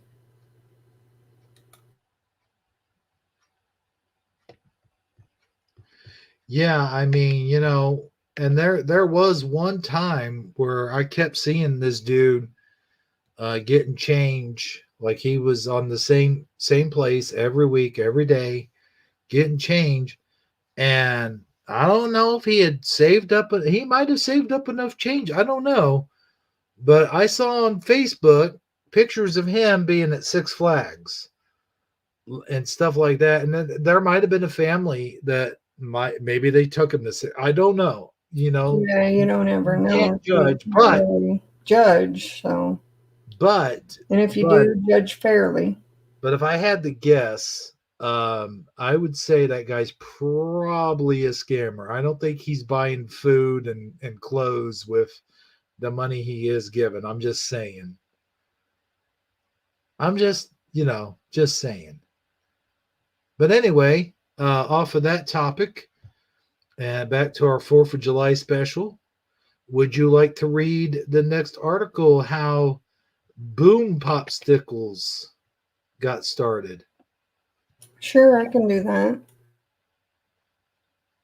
The fascinating story of patriotic bomb pop and firecracker popsicles. All right, let's scroll on down It's here. a bizarre red, white, and blue popsicle war. You can see you guys all remember these kind of popsicles, and they even used to have them inside Showbiz Pizza. I mean, Chuck E. Cheese Pizza too. I remember they had a machine in there, and I think it was the one in Kentucky. That's the one I always took the kids to. But here's the article. The original rocket-shaped but confusing named bomb pop was first invented in 1955 by D.S. Dock. What is it? Abernathy and James S. Merritt for Kansas City, Missouri's Merritt Foods. The iconic red, white, and blue stack was flavored cherry, lime, and blue raspberry. When Merritt Foods eventually shut down operations in 1991, Bomb Pop manufacturing was sold off to Iowa-based Wells Dairy Wells Enterprises. The frozen confections are still made today in Lamars, Iowa. Now, a little bit off topic here, but this Doc Abernathy. Yeah. A fun fact: Abernathy was also the name of General Hawk from G.I. Joe. It's his real name, his last name, Abernathy. Yeah. So I just wanted to throw that in there. And that's how I knew how to pronounce that name. General Hawk from G.I. Joe. Anyway, the article goes on. Over the years, Wells grew its singular bomb pop into an entire line of triple stacked treats. A nearly equally famous fudge and banana adoration was eventually joined by a red and green watermelon variety. Licensing deals with Jolly Rancher, Hawaiian Punch, and Moorhead's Candy resulted in subsequent treats. Disney even sold a Buzz Lightyear version in its theme parks beginning in 2003. Merritt and eventually Wells had created a seemingly unstoppable battery of desserts. In 1941, Wells won a trademark for its creation. No. Huh? Where you see that at? In 1971. Yeah, you said 1941. Oh. Wells won a trademark for its creation, protecting its intellectual property across a wide range of categories, covering coffee, tea, cocoa, sugar, rice, tapioca, sago, artificial coffee, flour, and preparations made from cereals, bread, pastry, and confectionery, ices, honey. What is that word? I can't see it. Treacle. Yeast, baking powder, salt, mustard, vinegar, sauces, condiments, spices, ice. Ugh. Curiously, while ice is mentioned, the edible ices and ice creams filing categories were left absent from the award. You need to go back in time a few decades further to get to the bottom of this dispute, though. In 1905, an 11-year-old Frank Epperson invented See, the it ties in. popsicle. Huh? It all ties in. Yeah, it does. After accidentally leaving a mixture of powdered soda flavoring he had been toying around with out on his porch overnight. He awoke in the morning to find the mixture frozen overnight. Critically embedding the stick he had been using to mix his concoction together poking straight up from the center. In 1924, a much older Epperson began selling more developed version of his signature treats on California's Neptune Beach. The ice pop was rechristened a popsicle, and portmanteau of pop and icicle. Okay. Let's scroll on down here. Of course, there's the well, I used to call these things rocket sickles. Oh no. That's what they kind of look like, rockets. Da, da, da, da. After winning a patent for his sugary invention, Epperson would eventually sell both his creation and the entire popsicle brand to the Joe Low Company in New York City. Now armed with a patent, Joe Low immediately got to work filing suit against the string of competitors that had taken shape in recent years. Good Humor, M-B Ice Cream Company of Texas, and Cold, looks like, is it Cake? Among them. Where you at? Oh, on the, it's hard to say. I'm kind of like first paragraph, the bottom sentence. A legit Gosh, it's so hard to see. A litigious frozen commodities culture was born. Yeah, you'll have to excuse me, folks, but this paragraph is really tiny and it's light. Popsicle may have been first to the sugary and fruity ice on a stick game, but it didn't launch its own red, white, and blue bomb pop competitor, the firecracker, until 1989. In the dwindling days of the United States Cold War with the USSR, and Popsicle didn't get around to actually patenting the firecracker until 2007, the year of the Iraq War troop surges. If Popsicle was worried that its firecracker was being outgunned by the bomb pop, the company certainly didn't show it. But in 2014, Popsicle parent company Unilever launched a legal attack against Wells, following the rollout of redesigned Bomb Pop Box. Popsicle effectively argued that Wells sought to trick consumers into believing that Bomb Pops, the original mind you, were a part of the Popsicle brand alongside the knockoff firecrackers. Okay, so that's there's a difference. I did not know that. Let's see here. There isn't a whole lot. I think we pretty well covered it. Right. The rest is just about other foods and stuff. So we'll just go ahead and end that one right there. And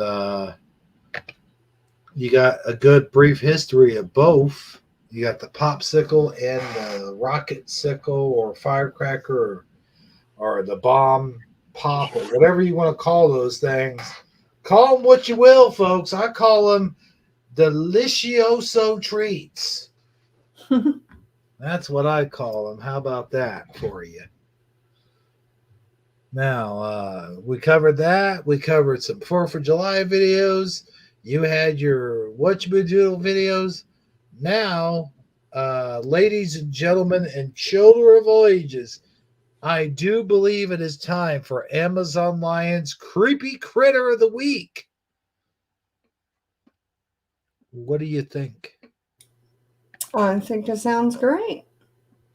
All right, let's hop on over here to the intro and roll that beautiful beam footage. Or creepy beam footage, I should say. Here we go.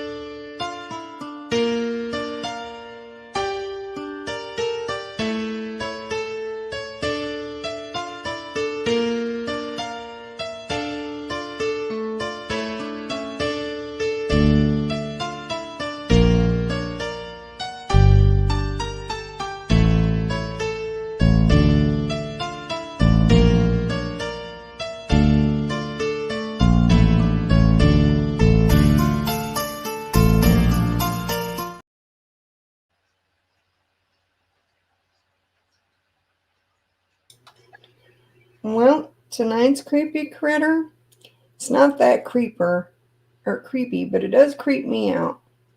And yeah, the critter is a creeper. Let me tell you what. We are going to talk about the seagull. The what? The seagull. The seagull bird. Oh, really? Yeah, The seagull? a seagull. Like, quack, quack, quack. Yeah. Yes, a seagull. Caw, caw, caw, caw. Okay. Exactly. I would not like being around a place that's got a bunch of them because I'm telling you, if one came at me while I was eating, I might have to deck him. No, I'll tell you what. Long, long time ago in a galaxy far, far away, We used to go out and we'd eat at like Arby's or Yeah. something like that over in Carbondale. And over there in the parking lot between Arby's and what was it, Party City, I think it was. All these seagulls would start. We would throw like, pieces of bread or a French fry or something like that out the window, and here would come the seagulls, and they would just come by. And I'm telling you right now, those seagulls would come by and they would be in bunches. So you would be surrounded by them, and they would even come right up to the car. And Well, tonight we're going to do some seagull facts. Facts about seagulls. facts. That'll be your first video. Now, don't mention to the audience about the second video. Oh, I want okay. them to watch after we're done with the first video. I see. Well, I wasn't even. Did you just say Steven Seagal? That's funny. Steven Seagal. Or Katie Seagal. I'll tell you what, Katie Seagal, she hasn't changed a bit, has she? I don't know. I haven't paid attention. I think to me, she still looks almost, like she did when she was on Married with Children. She doesn't seem like she's aged all that much at all. And, she's been on shows like, what was that? Rules for Dating My Teenage Daughters. That was one of them. And then she was on Roseanne, I think here recently, not Roseanne, but the spinoff, The Connors. She of course did the voice of Futurama. Shoot, what's her name? Is it Leah? Or what was her name? Anyway, yeah. Have you seen Katie Seagal here lately? I haven't.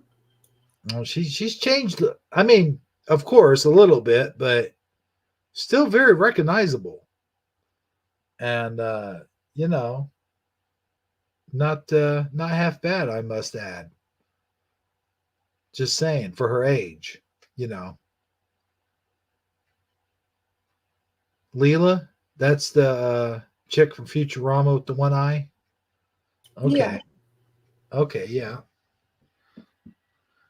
But yeah, so we'll watch this video and then about seagulls and not Katie or Steven. No. No. Unless of course one of them karate kicks somebody. I don't know. But Bird is the word. about that again. But here is seagull facts. Facts about seagulls that you didn't know, probably. There we go. Maybe some of you know, but I don't know that you know if you know that you know, Here we go. Belong to the Laridae family of birds and are closely related to terns. The classification of seagulls has been debated heavily in the past century, and more thorough research has called for recent changes. As it currently stands, they are classified into different genera, though this, of course, could change if new evidence to prove otherwise is discovered. Also, technically the name seagull is considered a layperson's term, and most ornithologists and biologists do not use it. But we're just a bunch of animal nerds on this show, so we're going to use seagull anyway. Woohoo! Conformity! There are somewhere around 50 species of seagulls, and they are found worldwide. Yes, even Antarctica. In the past, they were more likely to be seen closer to ocean shorelines, but we have actually had an impact. You know what's weird is, like I was mentioning earlier about the seagulls coming and eating on the Arby's parking lot. We don't live anywhere near an ocean shoreline. These are lake seagulls. And yes, they are seagulls. Yeah, they are. I mean, you could tell. I mean, all we have is they stay around the dumpsters at the restaurants. Yeah. in the parking lot, just waiting for food to get dropped. We have lakes, and that's about. I mean, that's it. You know. So there's no. They're not just because they're called seagulls doesn't mean they just live by the sea. No. Just saying. Impact on where they live. Nowadays, seagulls are seen along the ocean as well as near lakes, ponds, parking lots, Yeah. and See? trash heaps. See? Seagulls eat a variety of foods, but for the most part, they are scavengers. Our tendency to throw away basically everything has given rise to seagulls moving inland and circling our trash mounds for all kinds of yummy morsels. This can actually be harmful to them because they'll eat just about anything. Seagulls have been found with large pieces of plastic, metal, no. wrappers, basically anything you might throw away in their stomachs. Heck, there was even one recently who sort of became internet famous because it flew off with someone's GoPro camera. That's not a crab, you silly seagull. Oh wait, that is a crab. Nice job. When they aren't dumpster diving, they eat crustaceans, worms, fish, rodents, reptiles, seeds, fruits, dead bodies.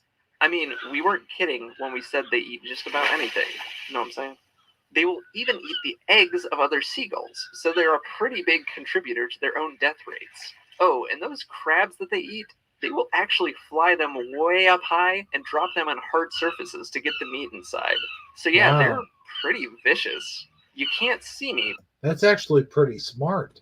Yeah, they can be pretty vicious, and that next video is going to show the viciousness.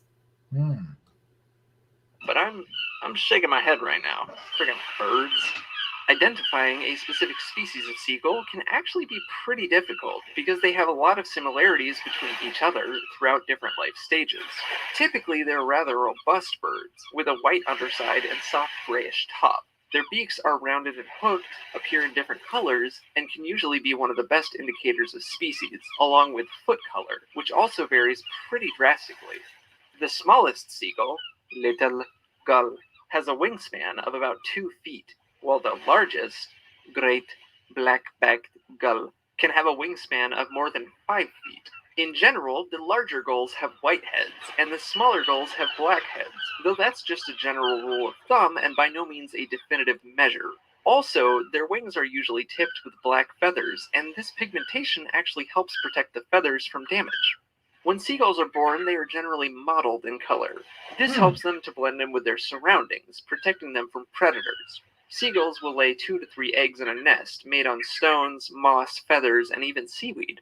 The eggs typically take about a month to hatch, and the babies will become independent approximately 2 months later.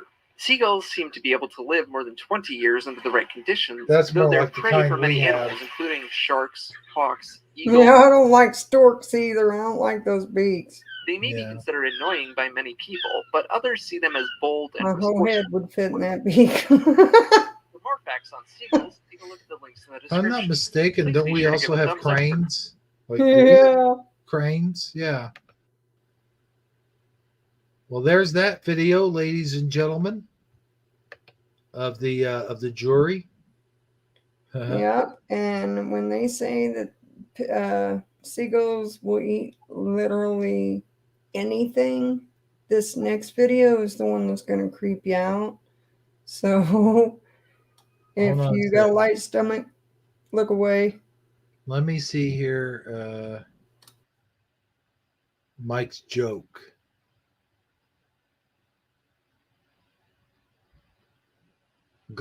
Called bagels. Huh. That's funny.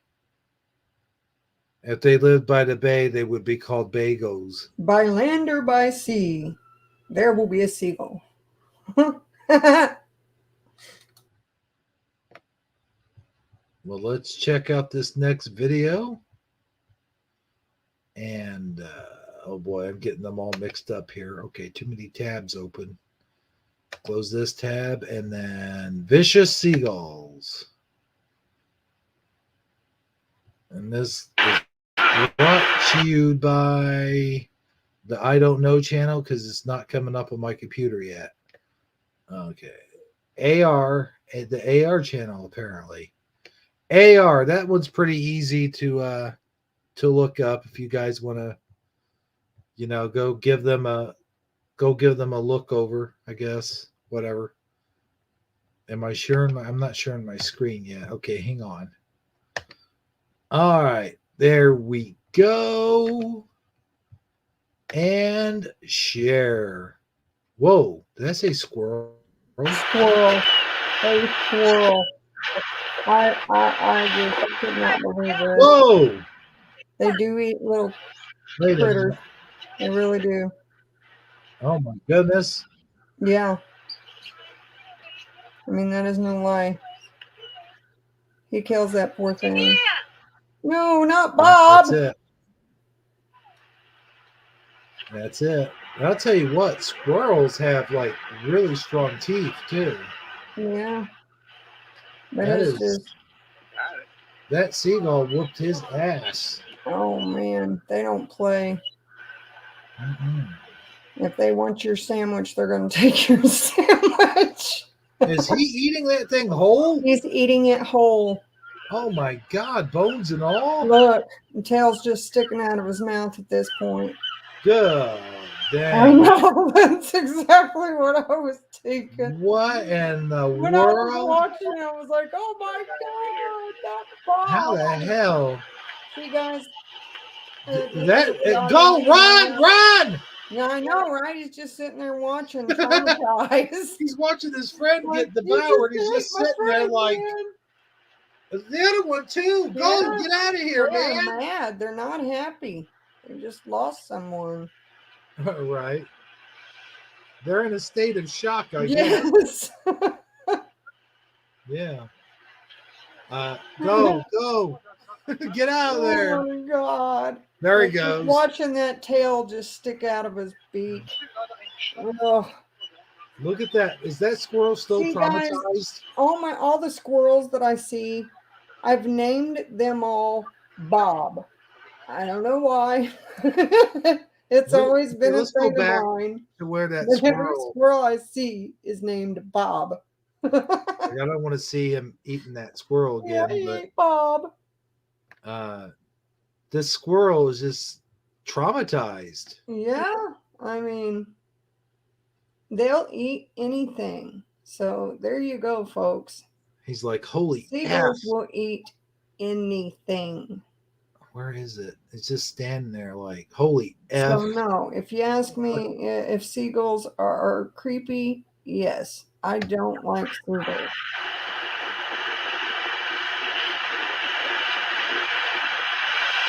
Right there. There's the reaction. He Golly. is just traumatized as hell. Either that or it looks like he's kind of squinting his eyes like he's giving him an evil look. I don't know about that. Or crying. Oh no, poor guy. He's Poor Bob. traumatized. Man, that seagull just ate my brother. I'm going to go plot my revenge. Mm-hmm. But no, there was something I was going to say, but anyway, I forget Is what. that not crazy? You kept stepping on me. But yeah. That is some effed up stuff right there, man. I mean, I never thought seagulls were that damn vicious. That is They crazy. are vicious. I don't like them. No thanks. But while we're here, and was that the end of your creepy critter? Yes, it was. Okay. All right. I didn't want to step on you. But while we're here, I did pull up an article about the 4th of July and its history. And of course, we know, 1776 and all that, blah, blah, blah. But this is more like, I don't know what all it goes into.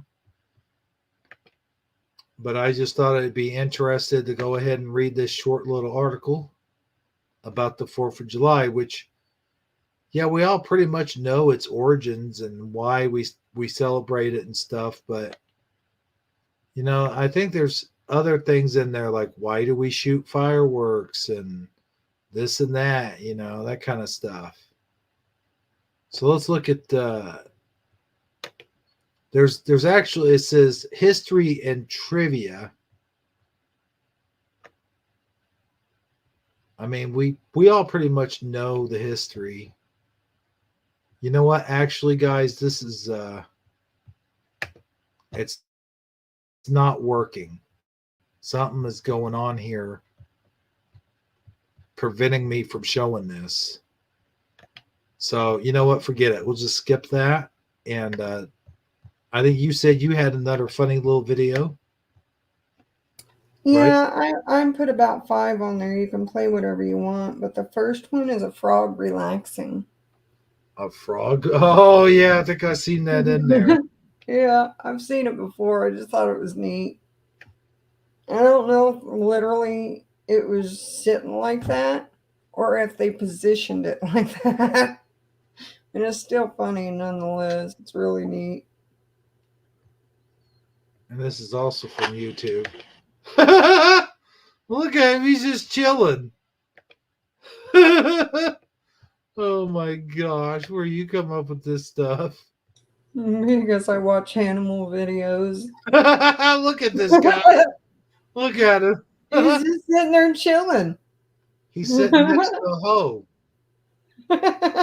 No, look, there's a hoe there. Yeah, sitting next to a hoe. You think he's gonna sing someday we'll find it, the rainbow connection? He's shaking his hand and everything. Yeah, he might have been positioned. You might be right. I don't see just finding something like that out. John Nada said give him a banjo. Yeah. Oh, that was good. I like that.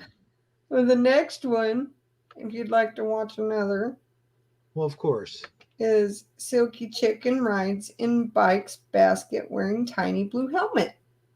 Okay. Hey, we like our chicken videos, don't we? Yeah, I think they're neat. I want a pet chicken. I just can't have one. This is one we were talking about before when Armor was on for our last special we had. I think it was the Father's Day special, where we're talking about chickens and putting chickens in crazy clothing and stuff. I get it. Oh, he's so fluffy. There he is. He likes riding.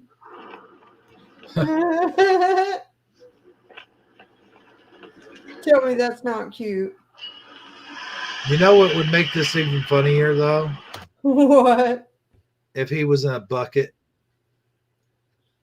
You know. A KFC bucket? Yeah.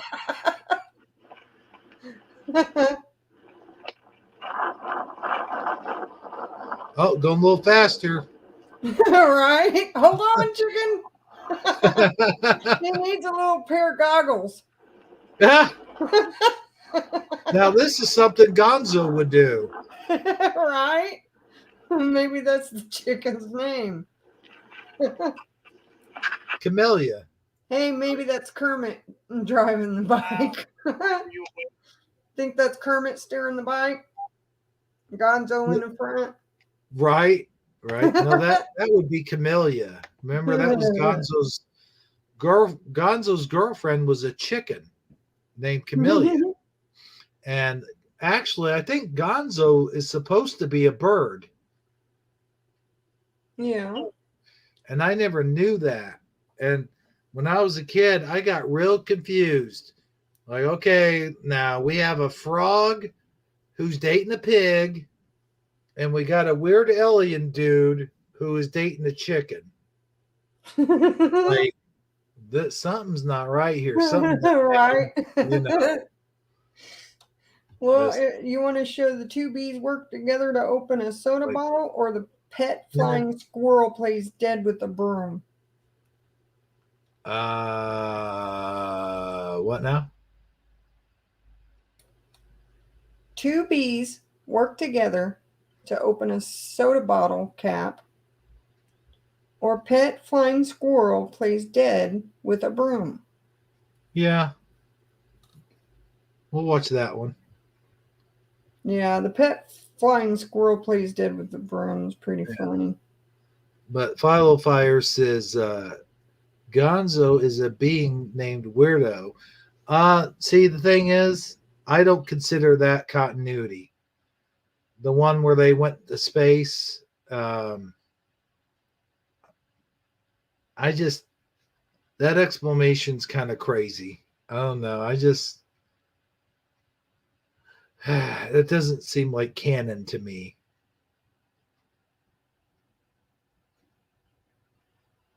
Yeah, I bet they have made him. You know that's the words that were actually banned off of Twitter was non-binary, and if you look at the actual meaning of that word, it's not a very good word. It's actually got its roots from kitty. It's look it up. There's a good history about that word non-binary. Just look it up. First of all, look up the definition of non-binary, and then look up the man who kind of coined that term. And he was kind of a chomo, if you know that term. But anyway, enough of that. Let's watch a video. I'll get myself in trouble here. YouTube violations. Let's see here. Oh, here it is. Yeah, this flying squirrel needs an Academy Award. What was that song from Rocky and Bullwinkle? You know, when I was a kid, I used to think it was Bullwinkle. Huh. And then had it. I thought for a long time it was Bullwinkle, but it's Bullwinkle. But anyway, here is Rocky the Flying Squirrel. They should have named him Rocky. That would have been cool. But anyway, here's the Flying Squirrel. Ah.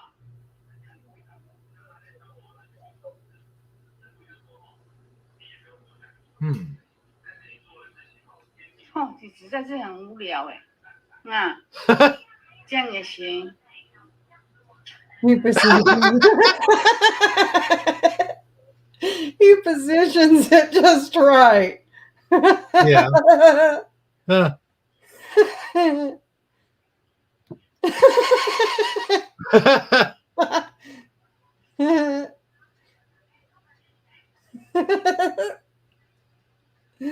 Oh boy. Oh boy. A bat squirrel. Something else.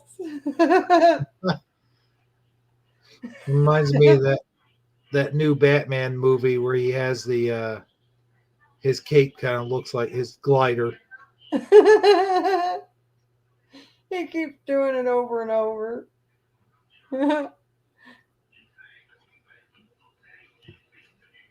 He didn't even get it right the first 3 times. Like, well, maybe I'm not positioning the broom right. Like, come over, look at me. Okay, you done filming? Man, he's really doing a good job here. He is too. Yeah. Oh, got to position the broom a little different. Oh no, I'm good. They won't give me no attention.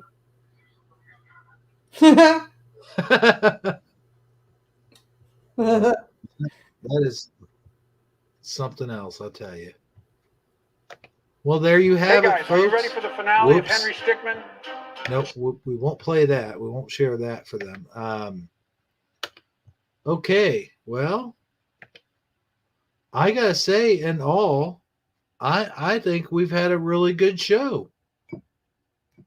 Been a show filled with. We have 2. Next time maybe I can share the Mr. Brown rap video where Okay. where the guy raps Dr. Seuss. You ever Oh, yeah? heard him? Never heard of Yeah, it. I think it's pretty neat. I thought, why didn't I think of that when my kids were little? Because I read them Dr. Seuss all the time. But we got Philo Fire. We got Go Kart Bob screeching in.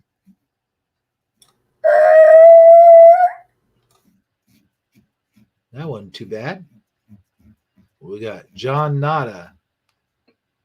Let's see here. Of course, I mentioned Philo Fire. I think Eddie Von Keen, otherwise known as just Eddie Keen today, was here. Michael Fontaine. Michael Fontaine. Michael Fontaine. Michael Fontaine. You got to get Donald Trump in here to do the voice. Michael Fontaine. See, I suck at that. That's why I do the AI voices. But I can't. I try to do a pretty good John Madden, though, sometimes. That guy came looking up to his ear hole. I don't know. Anyway. Who else did we have in chat tonight? I think I pretty much got the chat. Was that it? Oh, bone breaking action. We had bone breaking action. And let's see. Go to the top here. I'm not really seeing anyone else. Bone breaking actions in there. John Nada, Eddie Von Keen with a wrench, the real one. Go Kart Bob, Michael Fontaine, and Hebrew from Eternia. Okay, yeah, that's it. I'd like to thank each and every one of you for joining us for our special 4th of July, our Shifty Sunday 4th of July special. And I really had a lot of fun with this, and I really enjoyed, making a special intro, making a special thumbnail for it. And before we go, I'd just like to remind everyone that I will be on Brian McFarland's channel at 9 o'clock Eastern, 8 o'clock Central Time. And I hope to see you all on that show. And before we get to Amazon Lion's final comments, though, I want to play this one more time. I'm sorry, but I'm just so proud of this. Here we go. One more time with the intro. Hello, everybody. Former President Donald J. Trump here. And today is a very special event indeed, because 7 years ago, Shifty Sunday was born.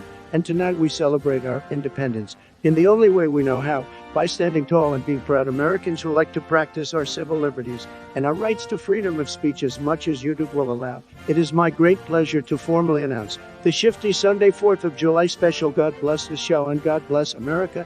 I'm Donald J. Trump, and I approve this message. Let the fireworks begin.